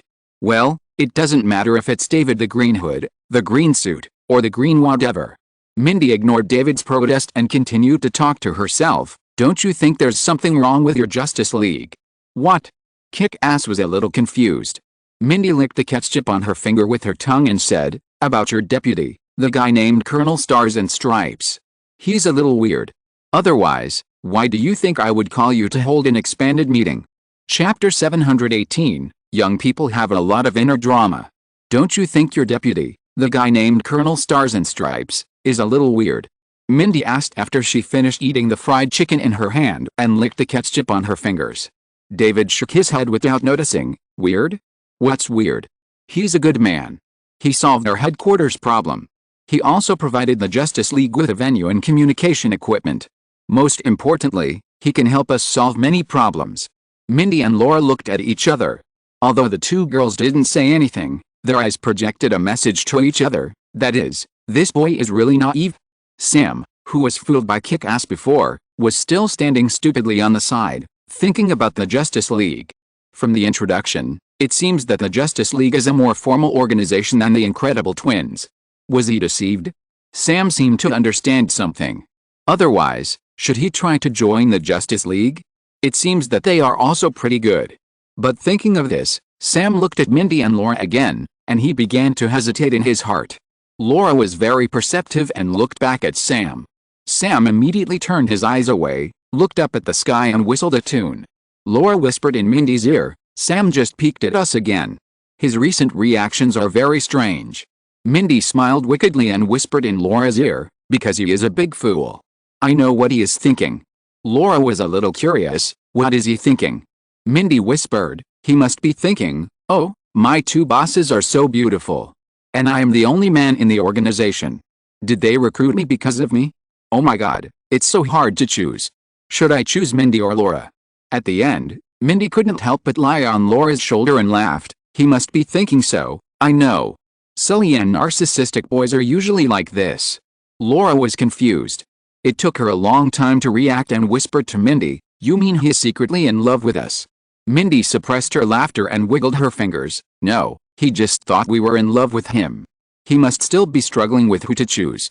That's why I told you not to share fries with him. Be careful that the honest little boy from the country will get stuck in the mud in the future. What is this? Laura's little brain was a little messy, and she couldn't keep up with Mindy's train of thought. The two 13-year-old lolly turned 14 after the Chinese New Year and are transforming into young girls. On some sensitive topics, girls are generally more mature than boys. Especially Mindy had taken a class with Li Ji before, How to Identify Scumbags in Adolescence, in which Li Ji vividly analyzed the causes and consequences of various scumbags. And brought in the incident of Spider-Man and Black Cat, which increased Mindy's supervisor knowledge. Let her deeply understand the various types of boys before they mature. For example, David is a careless and careless type, but also an optimistic type. There are also country youths like Sam who look honest on the surface, but have a lot of inner drama. It can be simply called an honest middle school student. It is certain that Sam must have learned the transformation scenes of armored warriors in cartoons when he was young. The two girls whispered very carefully, and the two boys didn't hear it at all. They only saw Mindy laughing and Laura with a messy face. David asked a little confused, "Did I just say something funny?"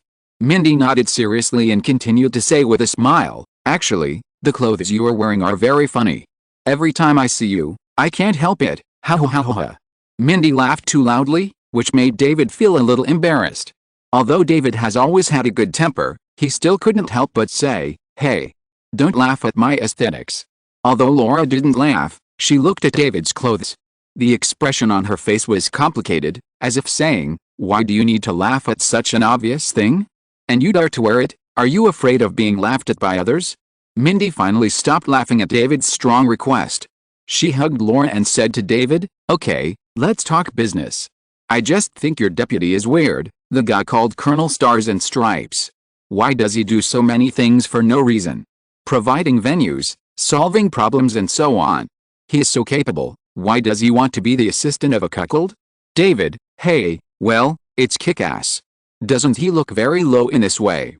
He can just start his own business, maybe he can do much better than you." Mindy pointed at David and said seriously. Well, what Mindy said does make sense. But David didn't feel anything. Instead, he continued to defend Colonel Stars and Stripes. Maybe he knows that his personal charisma is not as good as mine. Nightwalker once told me that as a leader of an organization, the strength may not be the first, but the personal charisma must be sufficient. David said narcissistically, "For example, my charisma is sufficient." Mindy turned her head and made a disgusting expression, and whispered to Laura, "Nightwalker has instilled poisonous chicken soup into him again. He has now been completely poisoned by Nightwalker and has become a brainless fan of Nightwalker." Laura also agreed in a low voice, "Yeah, my dad is the same. He told me to be obedient and thought Nightwalker was great. Although I don't think he has any strength other than cooking that can beat other heroes." Mindy whispered for Nightwalker, "You can't say that. Cooking delicious dishes is also a very important skill. When I lived with Big Daddy couldn't even make healthy dog food. He ate pig food every day. Just because Nightcrawler cooks such delicious dishes every day, he is very valuable in this world." Mindy said seriously with a tight face. After all, foodies in this world love cooks. After the two little girls had a private exchange, Mindy continued to say to David, "Okay, Mr. David is very charming. But this does not reduce my suspicion of your deputy. I still want to investigate him. I need your help because we saw him meeting a woman who should not be there, a woman named Black Cat." Mindy had a deep impression of Black Cat. When she first met her, she happened to catch Spider-Man and Black Cat kissing passionately. Spider-Man was so fascinated by this woman that he even let the art thief run away. Later, the Night Watch went out to capture Black Cat and was said to have dealt with it. Mindy guessed that he should have been sent to prison, because although art theft is a felony, it is just a jail term. But some time ago, she and Mindy saw this woman when they were hiding in a corner of an old building eating bear biscuits. And they also saw Colonel Star-Spangled Banner appear in the same place. Although there is no evidence that the two met, or that they were accomplices, it is very curious, isn't it? Mindy, who has been bored recently, wants to investigate. She is a person who can't sit still. She feels uncomfortable if she doesn't make some big news. After Mindy's repeated persuasion, David finally agreed to cooperate with their investigation. It just so happens that there was a typhoon in Florida recently. Our Justice League decided to go out of New York to help the victims in Florida raise funds and rebuild damaged houses. Maybe you can take this opportunity to investigate it. Yes. Mindy waved her fist excitedly. 4 children, who were not very old, decided on how to investigate Colonel Stars and Stripes on the rooftop and find out his true identity behind the scenes. After doing all this, David left first. Sam, who is in a hurry to go to school tomorrow, also said that he would fly back to Carefree Town first. But before he was about to leave, Laura walked up to Sam with a serious face. It was the first time that Sam was so close to Laura, which made his little heart beat faster. Even with a Nova helmet, you can see the blush on his face. What is Laura going to do? Sam was thinking about all kinds of things. But before Sam could think about it, Laura put her hand on Sam's shoulder and stretched out 2 sharp claws of adamantium from between her fingers. She said earnestly in the way she saw on the internet, "Young man, have a good XX and stop daydreaming." After that, Laura returned to Mindy without looking back. The 2 girls disappeared from Sam's sight hand in hand. Sam didn't come back to his senses for a long time. Wait, what did Laura just say? Sam, who was slow to react, took a long time to react. Then he felt ashamed and embarrassed as if his secret was seen through. Oh my God. Sam was flying randomly in the sky. He just wanted to hide in the clouds now, and no one could see him. What should I do? What should I do? Should I come tomorrow? Sam kept struggling. It seemed that there was an angel and a devil entangled in his mind. But why is the angel the blonde-haired Diddy, and the devil the chestnut-haired Laura? Well, we can only say that young people have enough inner drama. Chapter 719, Magneto's Lego bricks are in love with Mindy? Lee Ji was in a good mood. Under the temptation of big sticks and big dates, Magneto was finally convinced by Charles. It is impossible for Lee Ji to deal with a person like Magneto. He played the good guy to oppress Magneto, and then constantly squeezed the bottom line of his nerves. This kind of thing suits him. But it is impossible to convince Magneto. Because Magneto is a stubborn paranoid with persecution delusion. He will only trust a few people, and he will subconsciously think that anything said by anyone else is a lie. For example, Nightcrawler. Magneto does not like this guy who posts chicken soup videos on the internet. Because of Magneto Max's tragic childhood experience and the blow of losing his family's beloved in adulthood, he has completely lost confidence in the positive side of society. In fact, people who suffer such a blow often find it difficult to persist. Many people who have suffered the same blow as Magneto either choose to commit suicide or choose to believe in a certain sect to seek spiritual comfort. Most people choose to escape, and few people choose to stand up again. Even those who choose to stand up rarely succeed. This huge blow is not something that anyone can bear. Magneto endured it, but the price was that he became more and more extreme. At the same time, he put almost all his spiritual sustenance on the rise of mutants. Because only this thing can make him feel that he has a goal and that there is hope in life. If even this only goal is deprived, then he would really be worse off than dead. Living like a walking corpse is more painful than dying. Lee Ji's performance of Magneto is sincere and heartfelt. From various angles, Lee Ji doesn't like Magneto. His paranoia and stubbornness, as well as his unauthorized use of drugs to tamper with other people's genes, especially his own father, was also affected. But now Magneto is willing to give in and cooperate under Charles's persuasion, which is a good thing. However, Lee Ji does not plan to return Magneto's helmet to him. It is still necessary to keep a safety net. If Magneto still has problems, at least a professor can subdue him instantly. Because of Magneto's surrender, Tony's solar system defense circle plan can be officially launched. In space, Magneto waved his hand, and hundreds of thousands of tons of steel were built into various skeletons and parts, like assembling Lego blocks. This speed is amazing. Even if Tony made thousands of engineering steel armors, he could not match the efficiency of Magneto alone.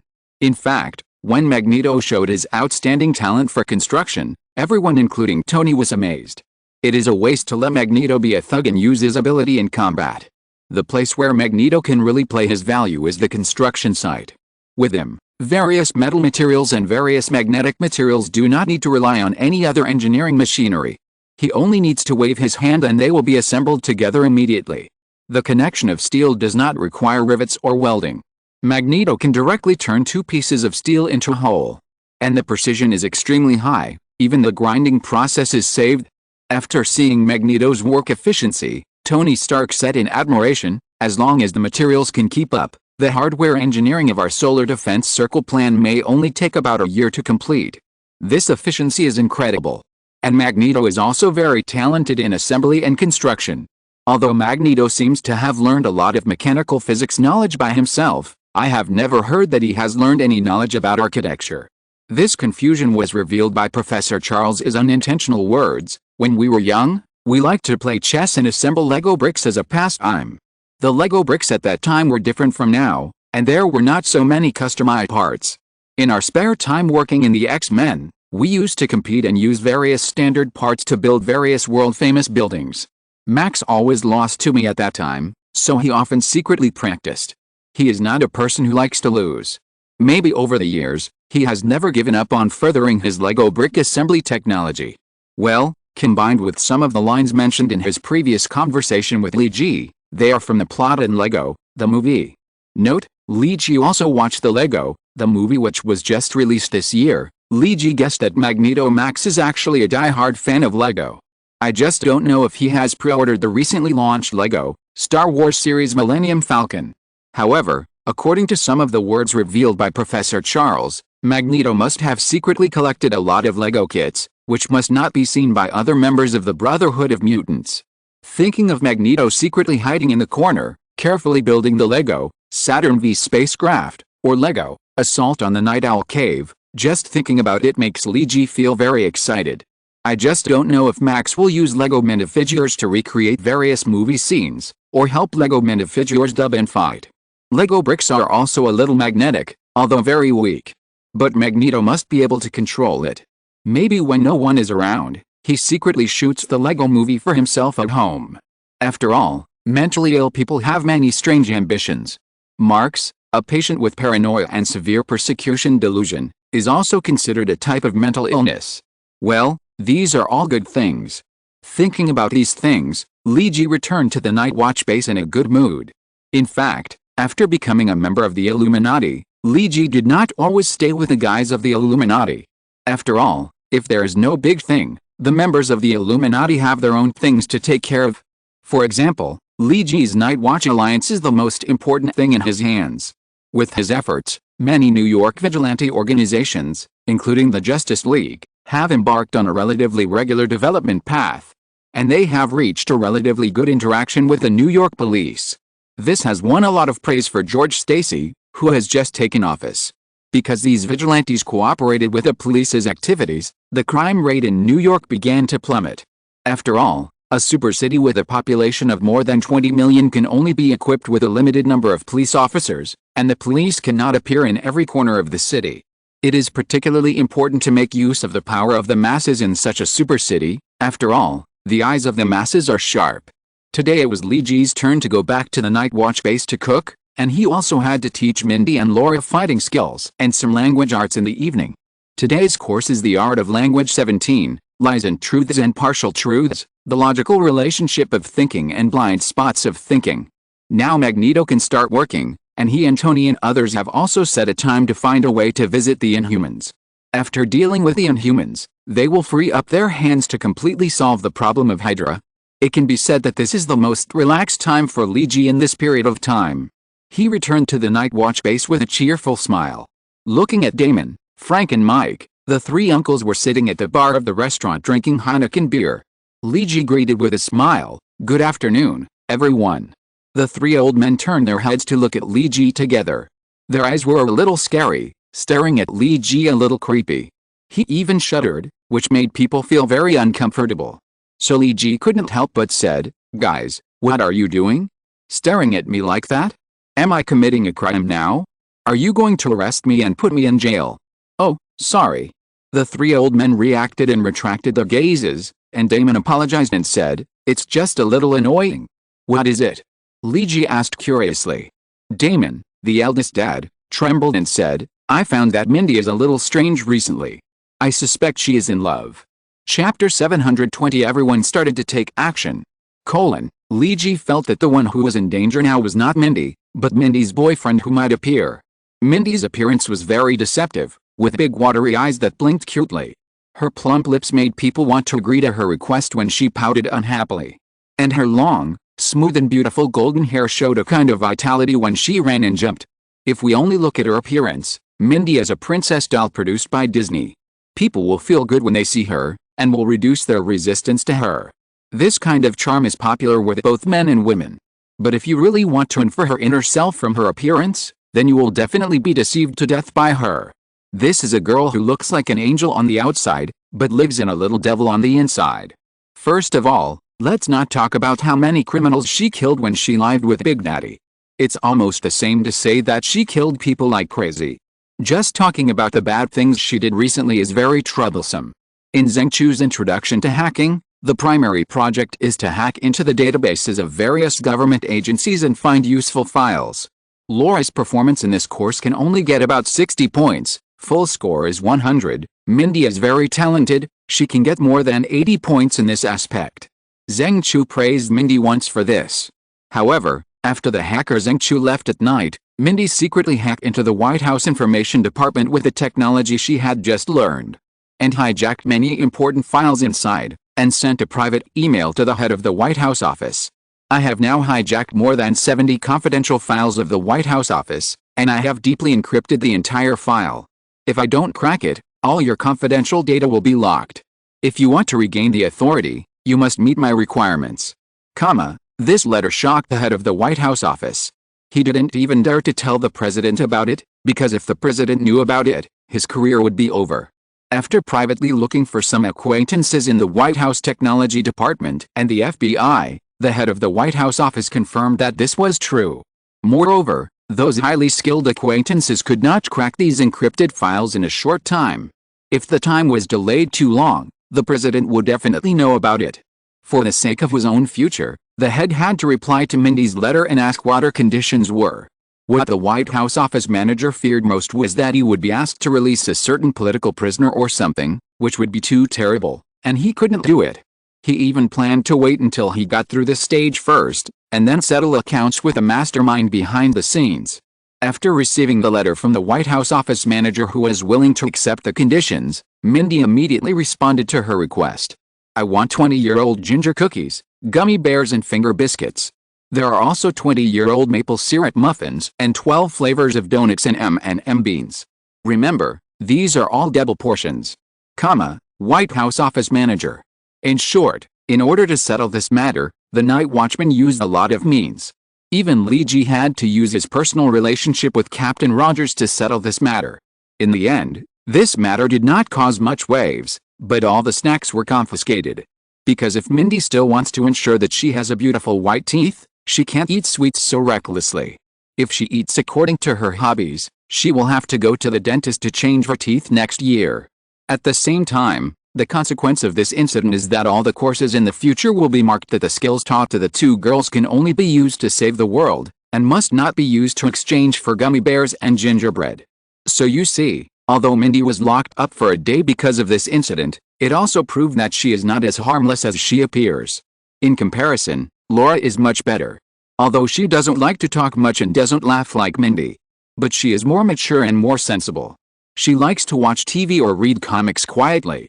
She will also wave her little claws when Big Daddy transforms the gun barrel and faces materials that are difficult to cut. Although she is very cold, her coldness is mysteriously cute. Li Ji often can't help wanting to pinch her face. Of course, the final result is often to retreat in the face of Laura's sharp little claws. It's not easy to please Laura, much more difficult than a cat slave serving his master. When she is happy, she allows you to touch her head, but if she is unhappy, she will backhand a claw. Anyway, these two girls are not easy to deal with. Li Ji really doesn't think that any boy has the ability to chase any of them. So Li Ji shook his head and said, maybe it's a misunderstanding? The last time we guessed this way, Mindy met Laura. Maybe this time you think she is in love too early, maybe she met a new friend again? Then again, it's normal for a girl to meet a boy she likes. Damon stared at Li Ji. There is nothing wrong with a girl liking a boy, but the problem is that Mindy is only 13 years old. Faced with this look, Li Ji decided to remain silent. He suppressed the words he wanted to say. Mindy will be 14 soon. At this time, it's best not to say such words that will get him beaten. And I can be sure that this time it's not a girlfriend of the same age. Damon said confidently, Mindy's sleeping posture is very bad, and she likes to kick the quilt at night. I have to pinch the corner of the quilt for her every night before going to bed. I have heard her talking in her sleep several times at night. What did she say? Lee Ji began to be a little curious. Sam, stop giving me chicken legs. I can't eat any more. Sam, these chicken wings taste good, bring a few more next time, and so on.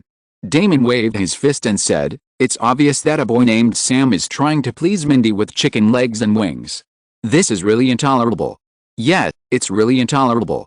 Lee Ji agreed, and thought to himself, has this boy named Sam grasped Mindy's biggest weakness so quickly? Maybe he will really catch up with her.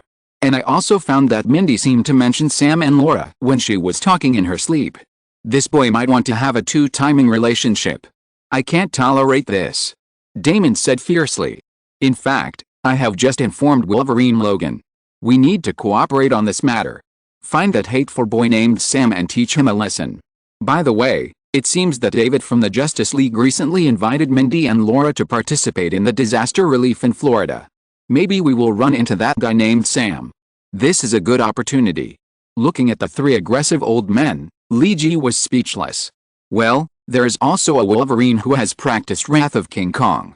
This facelift is a bit strong. The four of them together can already overthrow many organizations. Is it necessary to deal with a boy who may be underage? Sam, who was far away in Carefree, Arizona, was rolling around on the bed awkwardly because of Laura's words, but suddenly felt a chill. The weather has become colder, Sam sighed.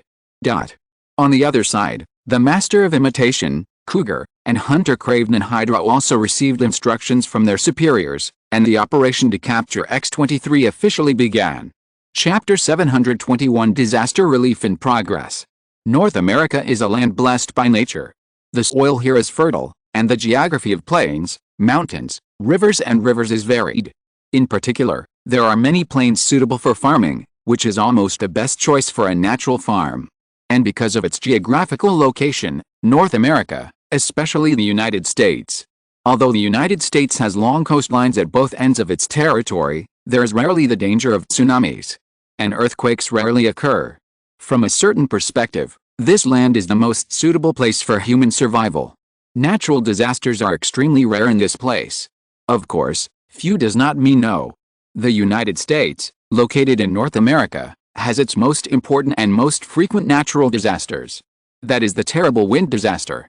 The probability of wind disasters in this country is very high, and many occur every year.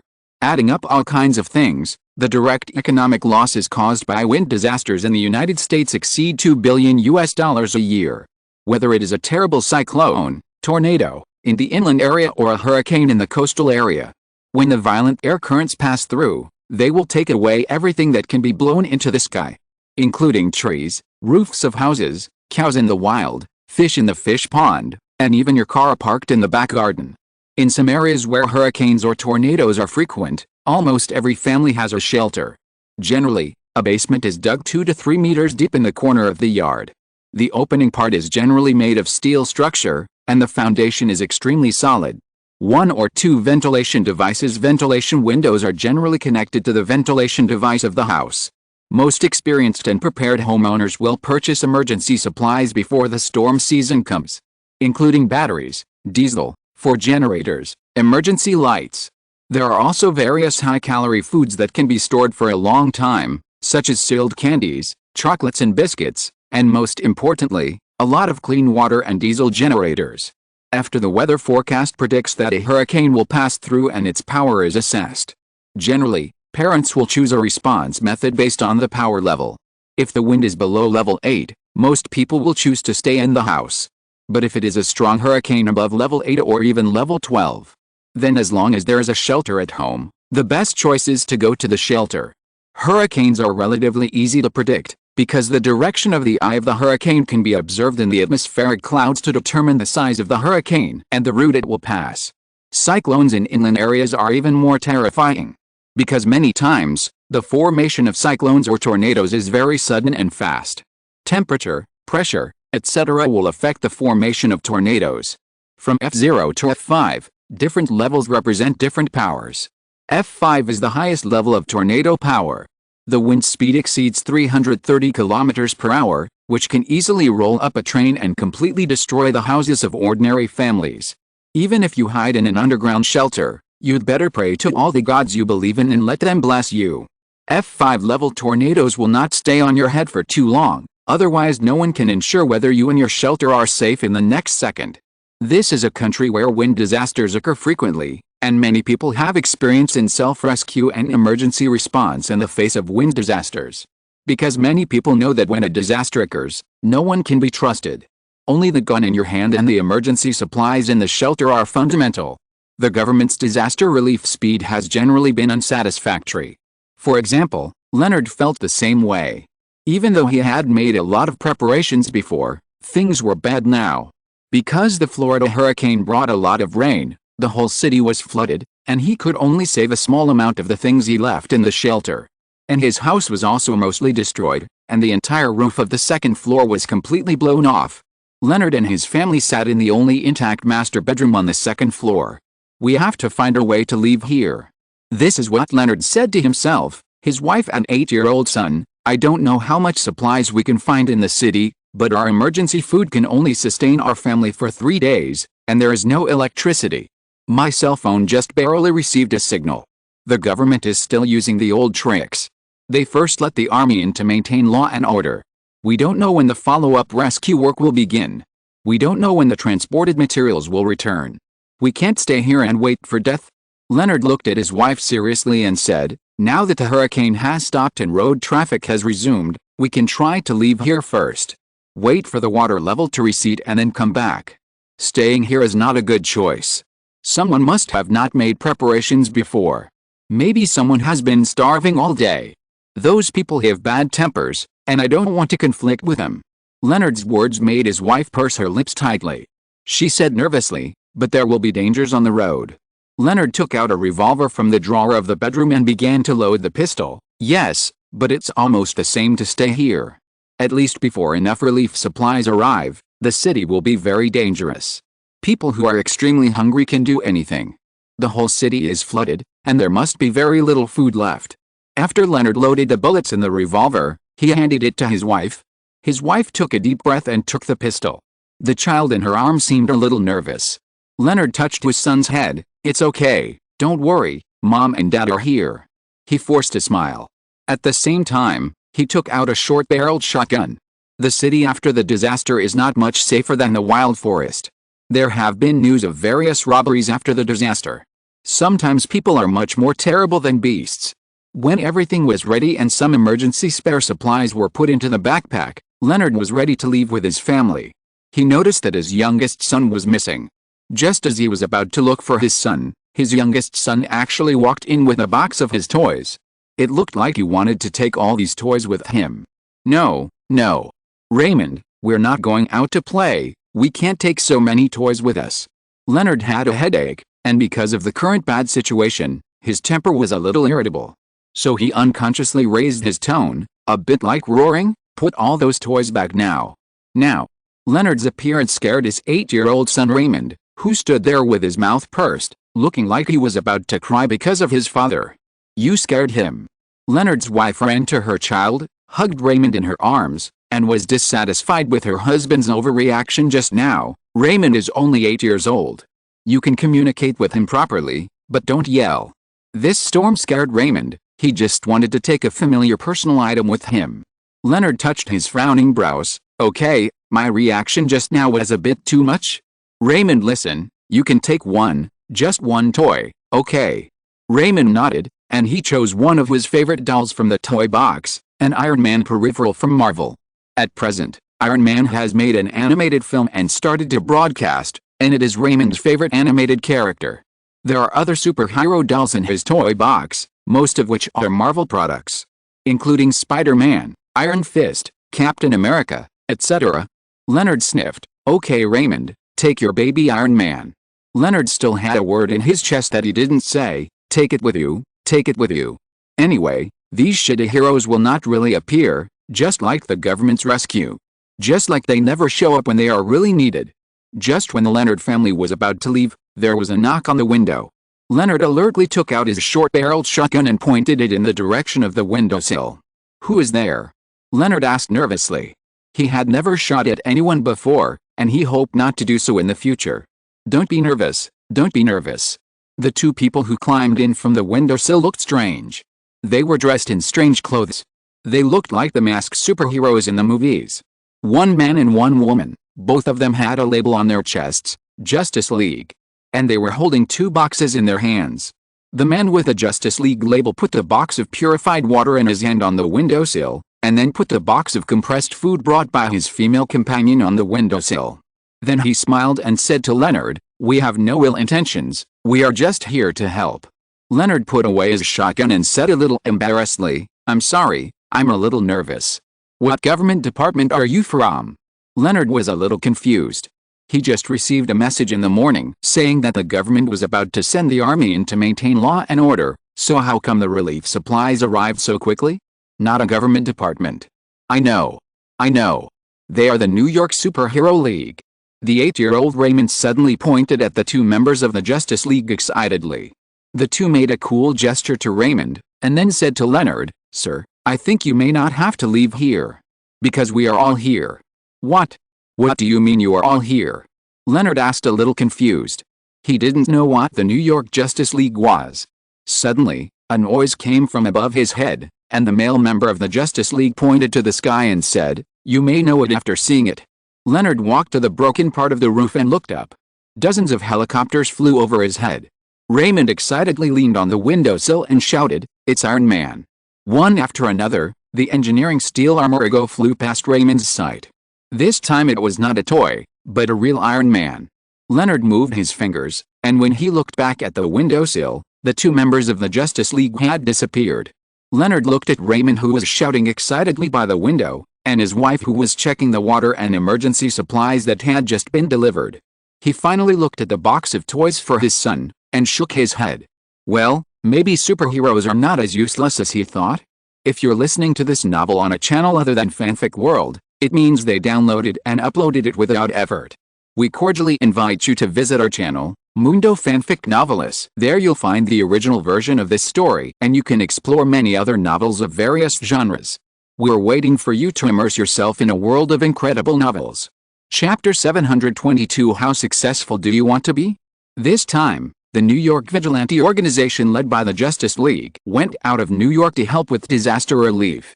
Leegi strongly agreed and promoted it. Because he needed more people to understand this group of strange-looking extraordinary people. Masked heroes are weird in the eyes of many people, especially those who have not really come into contact with these people and things. It is difficult for them to understand why someone would dress up strangely after work to patrol the streets, or go to the park to clean up those graffiti and so on. Because most people live too normal. Normal to kind of pathology, a pathology called normal life. The main characteristics of this pathology are, as long as it is not in line with their own understanding, or the attitude and way of doing things that they find difficult to understand, then these things are abnormal. Follow the rules and don't cause trouble are the mantras of these people. Everything should be done in pace, go to school on time, complete homework on time. Get into good school and find a decent job. Find a similar partner and get married when you are about the same age. Then have similar children. Then educate your children to live a similar life, hoping to have a similar grandchildren when they are of similar age. Live a similar life day after day. Eat similar food, see similar scenery, make friends with similar people, read similar books. Then when they reach a similar age, they will die similarly. Finally, you can engrave the following words on his/her tombstone. Here lies a person who once lived, but never really lived. He/she lives the same life as billions of other people. Although they have different faces and skin colors, they are essentially the same. There is nothing wrong with this, but there is nothing good about it either. Don't talk about change, absolutely don't. Because change is heresy. Such a well-behaved life is the safest. Anyone who wants to break this kind of life is a heretic. Including those who want to change the world. The way of thinking of extraordinary people is something that ordinary people will never understand. So extraordinary people are lonely most of the time in this world. Only a few people are lucky enough to find like-minded companions. And the friendship established in this way is far beyond the general worldly understanding. It is higher than the mountains and deeper than the sea. Many people may not really understand themselves, and never think they have this kind of pathology. Perhaps many people only realize suddenly when they recall the scrolling lantern of their lives at the moment before death. Their lives are like machines controlled by programs. It seems that there is a group of people in the dark, wearing white coats and holding various tools. They use various materials to create human beings one by one, and then install the control program called brain. All your thinking habits and ways of doing things, all the things you think you are in control of, are actually just a program. A program that has been edited long ago. It allows you to always follow the trajectory of this program, day after day, year after year. It tells you what to do and what not to do. Anything beyond the deviation is stopped. Have you ever had a throbbing in your heart, when you want to do something very adventurous, your heart shouts, "No. That's not for you." Then the fire in your heart gradually goes out. Of course, adventure has a price, and perhaps for some people, stopping before the adventure is the most appropriate choice. Because some adventures cannot be stopped once they start. Whether you like it or not, when you embark on some adventurous journeys, those mechanisms that protect you will be shut down. You break free, but you will face danger at the same time. Just like David Kick-Ass, when he put on the ugly green one-piece diving suit, his whole life began to change. He was no longer the kid who was bullied in school, ignored by girls, and even robbed when he went to the comic book store to buy comics. Since he put on his uniform, picked up a rubber stick and began to defend the safety of the public and the public interest, David began to understand more and more things. David still remembered several conversations he had with Nightcrawler in the past. After Nightcrawler secretly supported the Justice League and provided some non-violent equipment, Nightcrawler talked to him about many things. David knew why, because Nightcrawler wanted to confirm whether he was trustworthy and trustworthy. Nightwalker, do you like your new identity? Why? Kick-Ass, yes, I do. Only when I put on this outfit and walk on the streets of New York do I feel that this is the real me. I am truly alive. It's not because of other people's admiration, or fans taking pictures with me or something. It's something purer, something that comes from my heart. It makes me feel a little excited, and makes me want to make New York better. Nightwalker, a little. Kick-Ass, yes, a little.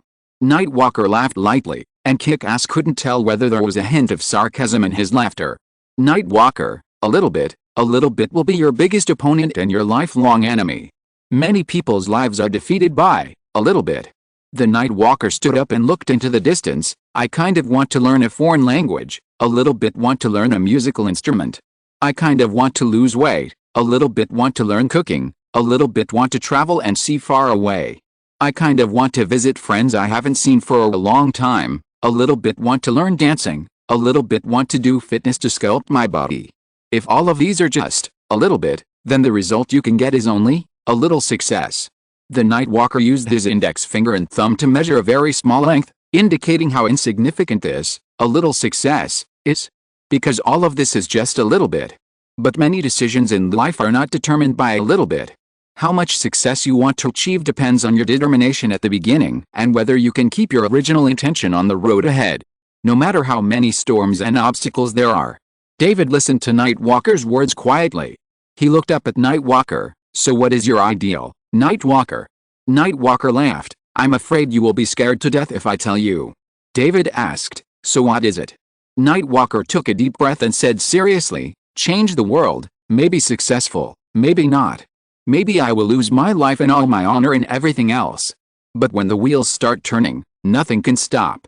The only thing I can do is to make the wheels run faster and reach the finish line before the wheels run over me. I will kick away all the stumbling blocks in front of me, by any means. My life can't be a little bit. Nightwalker looked at Kick-Ass and said meaningfully. David, who was only 15 years old, was shocked, and from then on he became a hopeless fan of Nightwalker. He also made up his mind that he might not be able to change the world. But he could use his own hands to help build a better New York. He even called on more companions to expand the influence of the entire alliance. He wanted more people to realize that in this world, not only those with superpowers can be superheroes. Ordinary people have their own power, but it depends on whether you are willing to use it. This is not a little bit, but a real ideal that you want to accomplish with all your strength. For example, the Florida typhoon was such an opportunity.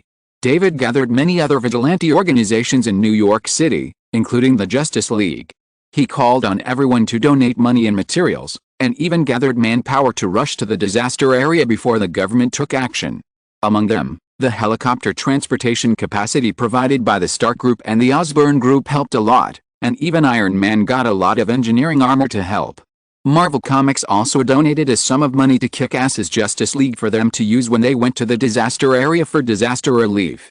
Food, water, emergency supplies and temporary tents were distributed in an orderly manner. All the victims in the disaster area were stunned like the Leonard family. The rescue arrived just after the typhoon retreated. Government rescue has never been so fast. Especially when several high and flat areas in the city that were not flooded began to build tents to accommodate the victims who could not return home for the time being, and began to make hot soup for everyone. Everyone noticed that this group of people doing disaster relief were not from a government department. They were a group of non-governmental groups from New York, and some of them might be dressed a little strangely. But what they do is much more important than those higher-ranking government officials who are dressed in suits and ties. While the high-ranking officials were still having meetings, these members of the Justice League began to set up tents one by one. Everyone can see the Justice League logo, and the words printed behind the logo, "I am for everyone, everyone is for me." P.S. Asking for votes on Monday. Chapter 723, It's All Your Fault That I Got Hurt. The New York vigilantes called by the New York Justice League for the disaster relief operation in Florida is a very important matter. And everyone is very involved in this matter. Some people even took leave from their companies or schools to participate in this voluntary labor. Of course, some consortiums headed by the Stark Group and the Osborn Group also generously donated money, which made it easier for this rescue operation. Many local media in Florida immediately published articles praising the humanitarian spirit and rapid response capabilities of the New York vigilante organizations in the face of this disaster.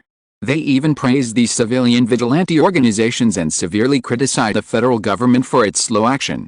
Some local residents in Florida who were not affected by the disaster also came to help the Justice League under the inspiration of this news, and the local police and local National Guard who regrouped after the disaster also began to voluntarily escort the League's disaster relief operations and provide security and order. The whole thing is moving in a good direction, which is the result everyone expects to see. Masked people are not necessarily weirdos, some just want to be an unknown good person. Of course, now that the entire operation is so extensive, it is impossible for Kick-Ass, a 15-year-old boy, to handle everything. Although he is the leader of the Justice League and a representative of civilian heroes, he is still just a child. Managing an organization of thousands of people is beyond his ability with his current ability. Not to mention the complicated work of commanding disaster relief. The various details are simply not something he can manage completely. The one who is truly capable of managing all of this and making the entire alliance run in an orderly manner is actually his deputy, the guy with the wrong name, Colonel Stars and Stripes. Although he is mostly silent, he is generally very authoritative when he speaks, and every time he has insights, many people in the alliance obey him. Although some people find it strange that Kick-Ass is the leader and Colonel Stars and Stripes is the deputy. But as Colonel Stars and Stripes himself has no complaints, it is difficult for others to say anything. Just like now, the commander-in-chief who is in charge of directing the specific disaster relief of the entire alliance is actually Colonel Stars and Stripes. He assigns various tasks in an orderly manner, and everything is carried out in an orderly manner. Relatively speaking, David can only do some basic work. For example, now his job is to count the logistics and contact the engineering armor on Iron Man's side. Because repairing roads, water pipes and power supply facilities are things that engineering armor can do faster. In the same time, one engineering armor is equivalent to the workload of an engineering company. The extraordinary twin organization, that is, the two girls Laura and Mindy, are now hanging out with David. It seems that they are helping him, but in fact they are whispering underground. So, David, don't you think your deputy is strange? Mindy said while helping David connect several communication devices. Look at him, he is so skilled in doing these things. Don't you think it's strange? It's impossible for ordinary people to be so skilled in commanding so many people to do things in an orderly manner. Laura nodded vigorously, agreeing with Mindy's point of view. David, who was checking the in and out of various materials on the computer and checking the disaster situation of the entire city from the satellite map. The map came from the US military satellite. Mindy and Laura connected the signal. The technology came from the hacker Zhengchu's hacker primer, This technology can only be used to save the world, not to exchange gingerbread. Didn't think so. Colonel Stars and Stripes used to be a Marine Corps. He participated in many missions. He hated the days of fighting. Now he joined the Justice League to do something more meaningful. Colonel, maybe he once commanded a regiment or two in battle. David said. Mindy was a little speechless. He is just nicknamed Colonel Stars and Stripes, which doesn't mean that his previous position was a colonel. And now we have to investigate him. You need to give him a mission and let him have the opportunity to go out alone. In this way, we have the opportunity to observe him secretly, and then we can find his suspicious places. We can even test him. Mindy's eyes flashed with a mischievous light, and she would do this whenever she wanted to make something happen. Her eyes were shining and the corners of her mouth were upturned. If her expression was like this, then it would prove that someone was going to be unlucky. But David didn't understand this yet. After David agreed to Mindy's request, Mindy signaled Laura to inform Sam, who was flying above the clouds, to be ready for support at any time. The Beyonder Twins' secret observation team was about to go out. Just as Mindy's secret observation team was about to go out, another group of secret observation teams with a larger lineup was also secretly arranged. In a carefully modified container truck, Frank was operating a central control console. 30 ultra-small unmanned reconnaissance aircraft have been released. Set the safe distance to 3 kilometers. Don't get too close to be discovered by Mindy and Laura. In addition, send out 5 integrated inspection and strike drones. If you find suspicious targets, kill them directly. Don't let the targets get close. Frank skillfully controlled the drones to take off. Damon was preparing various equipment, including gun-launched nets, stun grenades, and tear gas. Several heavy long-range gauze electromagnetic sniper rifles. This thing is usually used to attack tanks. Okay. Lee Ji watched Damon skillfully handling these weapons, and he was sweating profusely. Mike, another member of the 3 uncles, was now sitting in the driver's seat at the front of the car, responsible for observing the surroundings to ensure that there were no suspicious people around. It seems that the loss of a heavy firepower enthusiast is good news. But Lee Ji was very troubled because the 3 uncles temporarily pulled a member into the car. Logan was wearing a leather jacket and sitting there with a stern face. 6 adamantium claws were stretched out, and he gently hung these claws, as if he wanted to polish them a little sharper. Please, your claws are already very sharp, okay? Even the front armor of the M1A1 is as easy to cut as tofu. The atmosphere in the car was very depressing, just like welcoming an upcoming war. No one spoke, and only the sound of various equipment being prepared and bullets being pushed into the gun chamber could be heard. Guys, are you going too far? Lee Ji finally couldn't help it. Open your eyes and look at what you are doing. Damon. What you are preparing is a heavy gauze electromagnetic rifle, which can penetrate the front armor of 3 M1A1 Abrams tanks. Are you going to use it to greet Mindy's friends? And you, Frank? 35 ultra-small drones made of nanometal, plus 5 reconnaissance aircraft that can detect and strike. Such advanced things can already serve as a regular elite reconnaissance battalion of the US military. Okay. Lee Ji looked at the 2 old men and couldn't help but yell. Then he turned to Wolverine, especially you, Logan. I'm very disappointed in you. I thought you had a much better temper after learning Wrath of King Kong. What are you doing now? Are you going to use your claws to make a V sign with the little boy who may appear? Or are you going to use them to put on chicken wings for barbecue? Lee Ji's complaints were useless and could not dispel the determination of these uncles at all. Logan even replied coldly, these are 2 different things, Nightcrawler. I heard from Damon that this boy named Sam is very likely to be cheating on 2 women at the same time. I absolutely cannot tolerate this. Laura is only 13 years old. She doesn't understand many things yet. It is very likely that she has been deceived by the bad boys outside. She will definitely fall in love and get married in the future, but her future boyfriend must love her wholeheartedly. Lee Ji took a breath. What if he cheats? I will dig out his heart, liver, spleen, lungs and kidneys. Let him know the fate of a scumbag. Wolverine was angry, really Wolverine was angry, and his aura was very strong. Lee Ji originally planned to say, you don't know how many women you have had in these years, and you are always trying to steal Cyclops Scott's girlfriend Jean. Facing Logan's aura and his claws, Lee Ji really couldn't say this sentence. He was afraid that he would have 6 more holes in his body after he just said it. Maybe fathers and men are 2 completely different creatures? And Frank also said, If you don't want to come, you don't have to come for this operation, Nightwalker. In fact, you can just lie down at home and rest. You can. Can I not come? Do I dare not come? Exclamation mark. God knows what kind of conflict will arise when four powerful daughter lovers gather together and plan to meet their daughter's boyfriends. Especially when they also brought weapons that can fight a war. Do you dare to let it go? Exclamation mark. Facing several uncles, Luigi pointed with his index finger, but didn't know what to say for a long time.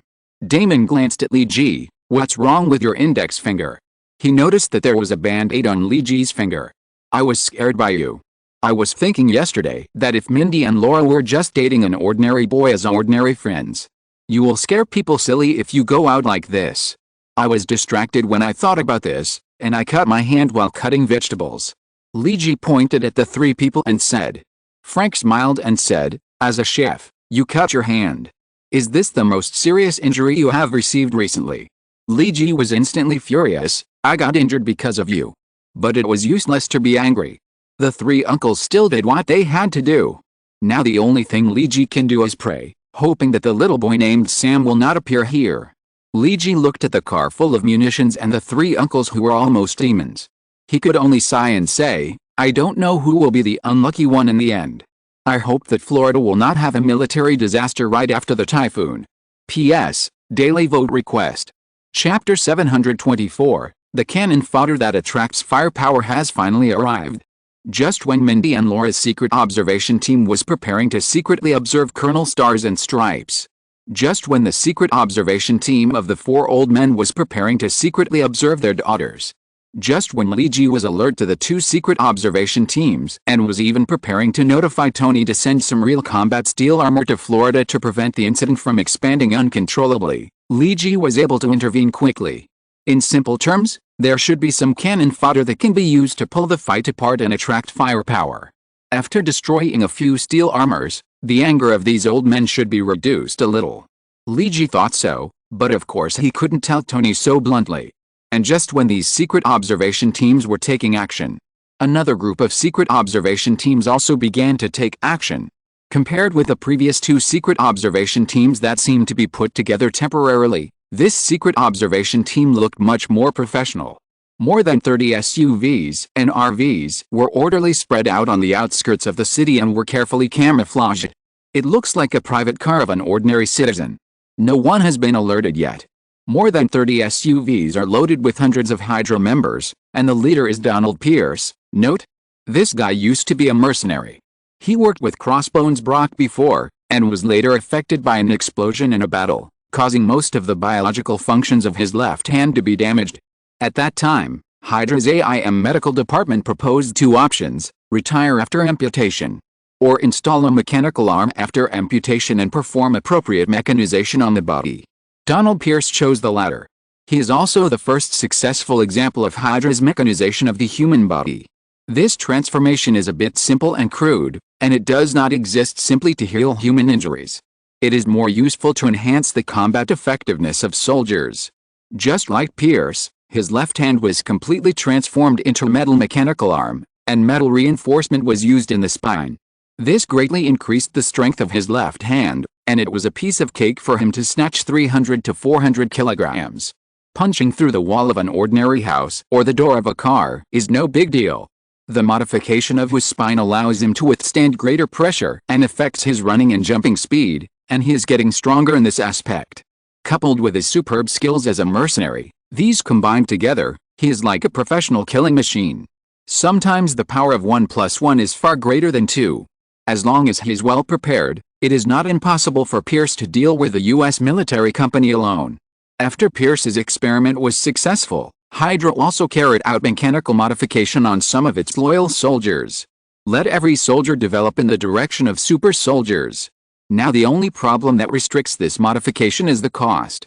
The cost of the modification is as high as hundreds of thousands of dollars, and the subsequent maintenance cost is also very high. Whether it is worth it or not is a question that needs to be discussed. However, the top management finally decided to modify 36 mechanical warriors. And these mechanical warriors are all under the command of Pierce. These warriors are also directly under AIM and are an important security force of AIM. After Stryker came to power, He wanted to continue the X-weapon plan, and the Escape X-23 was the key. Because she is the most perfect X-weapon that has been transformed, with no rejection reaction and no adverse symptoms. There are no defects that may affect its action. If it weren't for the Sentinel project that temporarily shelved the X-weapon project, and Dr. Rice didn't have time to spare to find X-23, she would have been found by AIM long ago. Because in her body, her X gene has long been tampered with, so that she can become a signal source, allowing AIM special equipment to observe her location. This is done very secretly, so that no one else, including Lee Ji, has discovered it. If it wasn't for the fact that Stryker needed to capture X-23 this time, and X-23 lore happened to come to Florida with Mindy, maybe one day there will be a scene of Hydra raiding the Night Watch headquarters. Of course, it's hard to say what the final result will be. In addition to Pierce, this team of secret observations also includes Cougar, a strong guy with beast instincts. He is a middle-aged man who looks like a lion. Hunter Craven, with short hair and a mustache. A man who is a little crazy but very good at using guns and fighting. The other is a master of imitation who wraps himself in a tight suit and wears a skull mask on his face. This is a man who doesn't talk much, but he has some kind of extraordinary talent. He can imitate any moves and techniques he has seen. With just one glance, he can map all the techniques into his memory. Of course, except for those moves that require special energy. For example, Lee Ji in Thor's lightning, or supernatural powers such as controlling fire. In addition, he can imitate almost all personal fighting postures. At the same time, after seeing a person's moves, he can predict the opponent's moves in the next battle and make predictive attacks. It can be said that he is a very difficult guy, especially when he uses various high-tech equipment to arm himself. He becomes even more terrifying and difficult. This is the main component of this Hydra secret observation team. 4 second-rate villains with a group of elite soldiers and 100 cannon fodder form a very professional action team. We have locked onto X-23's signal. In the command vehicle converted from a motorhome, Pierce's intelligence officer reported to him. She is in the city and moving slowly. She doesn't seem to be alert. Pierce touched his beard with his iron hand and smiled. Maybe she thinks we have forgotten her and that we won't catch her again? It seems that after a period of peace, she has forgotten her duty as a weapon and how necessary it is to be vigilant at all times. Donald Pierce shook his head and glanced at Laura's photo. He said with some disdain, "They went to such great lengths to catch a little girl. Are the people above crazy?" When he said these words, no one dared to interrupt him. Pierce shrugged and looked at the other 3 imitation masters. They didn't seem to be interested either. But Pierce was the commander of this operation, and he still said, "Craven, thank you for your hard work. I will send 12 mechanical warriors to accompany you. We will support you in secret and bring the girl back." Hunter Craven likes hunting and excitement, but he has no interest in catching wolf cubs, which is not challenging at all. But taking money from people and eliminating disasters for others. The most basic professional ethics must be there, otherwise it will be difficult to get along in the future. So after Craven took a look at Laura's photo, he sorted out his equipment. He set off with 12 mechanical warriors and 20 ordinary Hydra soldiers. This kind of easy thing is really not worth paying too much attention to. Just when Pierce and others were waiting for the good news of Craven's triumphant return, Lee Ji also received good news. Tony agreed to send 30 mass-produced iron armors to help Lee Ji. When necessary, they can be used to persuade people to fight and form a human wall, or even to vent the anger of the 4 old men. When the anger was almost vented, Lee Ji believed that the 4 uncles, including Wolverine Logan, would not use sharp knives to poke several holes in the boy named Sam. Especially if he was an ordinary little boy. When Lee Ji received Tony's message, he breathed a sigh of relief. The cannon fodder to attract firepower is finally here. Well, it can be regarded as a target for them. P.S. Donald Pierce is the mercenary with a mechanical hand in Logan, the villain who has been responsible for chasing Laura. Chapter 725, There's Nothing You Can Do About Bad Luck. After Colonel Stars and Stripes finished handling the basic things and made some orderly arrangements for the entire disaster relief work, he handed these trivial matters to Moonbird and Dr. Gravity.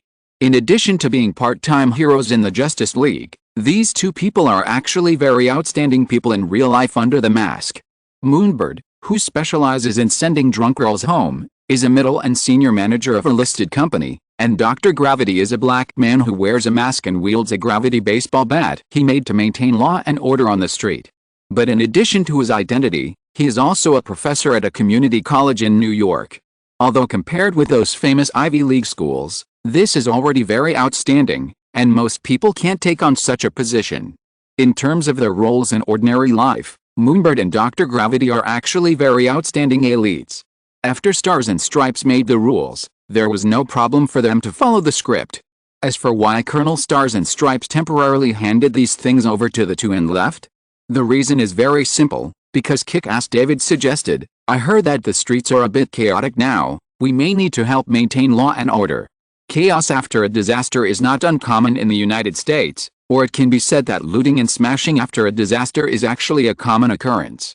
Especially when relief supplies are not in place and people are hungry. In particular, the gun ownership rate of Americans is still very high, and there are some idiots with bad tempers who do not prepare before the disaster. When they are hungry for a day, these bad tempers are likely to do anything. Don't overestimate human nature, sometimes a piece of bread can destroy everything. Of course, there are also some criminals and robbers who are ready to enter temporarily unoccupied houses and stores to steal after the disaster. Criminals exist all over the world, and this is not a separate problem of a single country. Especially in a country like the United States with a high gun ownership rate, it makes sense for the army to enter to maintain law and order before disaster relief. In fact, the Justice League also benefited from Iron Man this time. Because of Magneto's compromise, Tony was able to mobilize 200 engineering armors from Venus back to Florida for disaster relief. The Iron Man armor has a strong deterrent effect. The TV news, various online videos, and the last New York war have all made ordinary civilians aware of the power of the Iron Man armor. It is easy for an Iron Man armor to knock down a team of professional soldiers.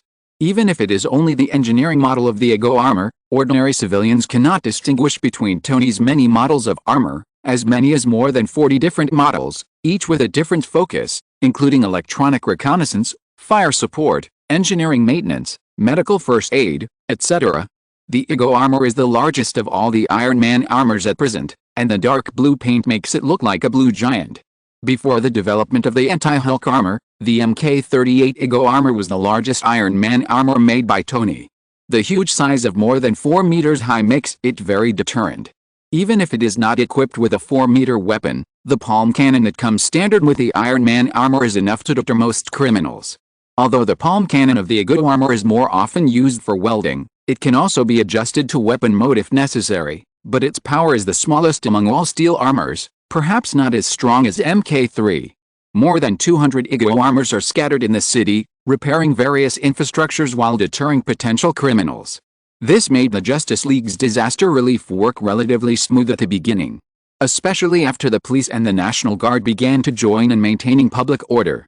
However, the affected area this time is still relatively large, so Kick-Ass David called on those who are more combat capable in the Justice League. After completing the work at hand, they also started to maintain public order. This work is still necessary. Therefore, as the two most capable people in the Justice League, Kick-Ass David and Colonel Stars and Stripes also need to join the patrol team. After all, there is still a shortage of manpower. At least until the next day or the day after tomorrow, when the army of the Union government officially moves in, the public security work can be completely let go. Colonel Stars and Stripes has strong combat effectiveness, and it is no problem for one person to maintain public order for several blocks. So Kick-Ass suggested that he patrol the more remote and said to be more chaotic neighborhoods. Colonel Stars and Stripes did not refuse, and nodded in agreement. So now Colonel Stars and Stripes is walking in the more remote neighborhoods of the city with a stun gun and a military dagger, and a hidden pistol. He took out the dagger, playing with it while humming a tune. While patrolling, he stopped two thieves who wanted to rob a store. He also helped an old woman who wanted to rescue some emergency food stored in her shelter. Laura, who was secretly observing, said to Mindy with some doubts, "Maybe he is really fine. He just happened to appear in the same place with Black Cat that day. From what he did, it seems that he is not a criminal. He just helped an old woman to rescue her family's food." Laura pulled Mindy's shoulder and said. Mindy patted Laura's little head, which was usually only Mindy could do. Most people would get angry if they patted Laura's head like this, not even Logan. When she gets angry, she usually backhands a claw. You can't judge a person by appearance, Laura. Bad people won't carve the words "I am a bad person" on their faces. The worse the person, the better they pretend to be on the surface. Only in this way can they hide their true intentions. Mindy said seriously. Think about it, would a normal person be willing to be David's deputy? Especially someone so capable. You have met David many times. Tell me what you think of the Green Man. Laura thought for a while. He is passionate, a little reckless, stubborn, a little stupid, careless, overly optimistic, and has a bad aesthetic taste. Speaking of which, he designed a very ugly green badge last time and suggested that we use it as a logo. Laura felt a little uncomfortable when she thought of this, and he has two wishes in life: to become an outstanding superhero and a world-renowned designer. I don't know how to evaluate it. So, someone who can stay by his side for a long time and is willing to be his deputy. Either he has some ulterior motive or he is a psychopath. Or he is a psychopath with some ulterior motive. Which one do you think Colonel Stars and Stripes is? Mindy asked Laura. After thinking carefully, Laura said seriously, maybe the third one. She said it in a serious tone, but in the end she couldn't help laughing. The two girls rolled into a ball with laughter. Fortunately, they were far away from Colonel Stars and Stripes and didn't have to worry about being discovered by him. Mindy finally decided to test Colonel Stars and Stripes to see if there was anything wrong with him. Just as Mindy was about to test Colonel Stars and Stripes, Hunter Craven and his capture team had already located Laura's specific location. He pulled out his dagger and licked it, saying like a disgusting and perverted middle-aged uncle, "I found you, little wolf girl." It was nearly 10 kilometers away from X-23, but he was ready to capture her. Craven waved his hand, and 12 modified mechanical soldiers and 20 ordinary elite soldiers dispersed and circled the designated target. Craven, like a cheetah in the African jungle, began to hide and conceal himself, and gave the prey a fatal blow after it appeared. Everything they did was seamless and impeccable, and people didn't even notice it, right?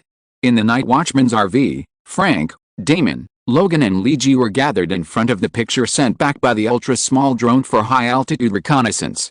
What are these guys doing? Logan pointed at the mercenaries of Hydra. They are wearing combat uniforms, but they don't look like government personnel. Are they from that security company? Security company? Probably not. No regular security company dares to blatantly equip their personnel with assault rifles and grenades with stronger firepower than the Army on American soil. Although they have covered up, the drone reconnaissance footage shows the equipment they have concealed. Damon pointed to the weapons covered by camouflage clothing on the screen by the mercenaries. From the direction they are moving, they may be heading towards Mindy and Laura. Although they are still a long distance away, will they be in danger? Damon said with some concern. After all, there are dozens of fully armed personnel. Frank made a direct decision: fight first. He contacted Mike at the front of the car. "Mike, I will give you the control of the reconnaissance drone. I will now control the integrated reconnaissance and strike drone to clear the possible targets." "Understood." Mike in front of the car replied. Lee G said quickly, Hey, we don't even know who the other party is. You can't do this. What if it's a secret government department or a security guard hired by a private bank? Then you'll kill the wrong person. Keep your brains clear."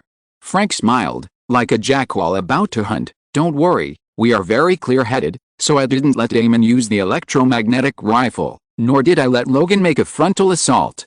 I just adjusted the attack mode of the drone to anesthesia.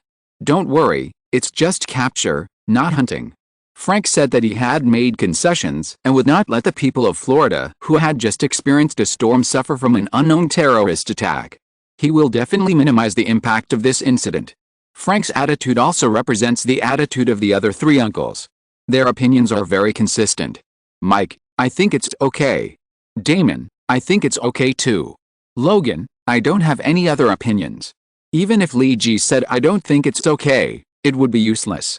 For the first time, Lee G began to feel sad for these unlucky mercenaries with unknown identities.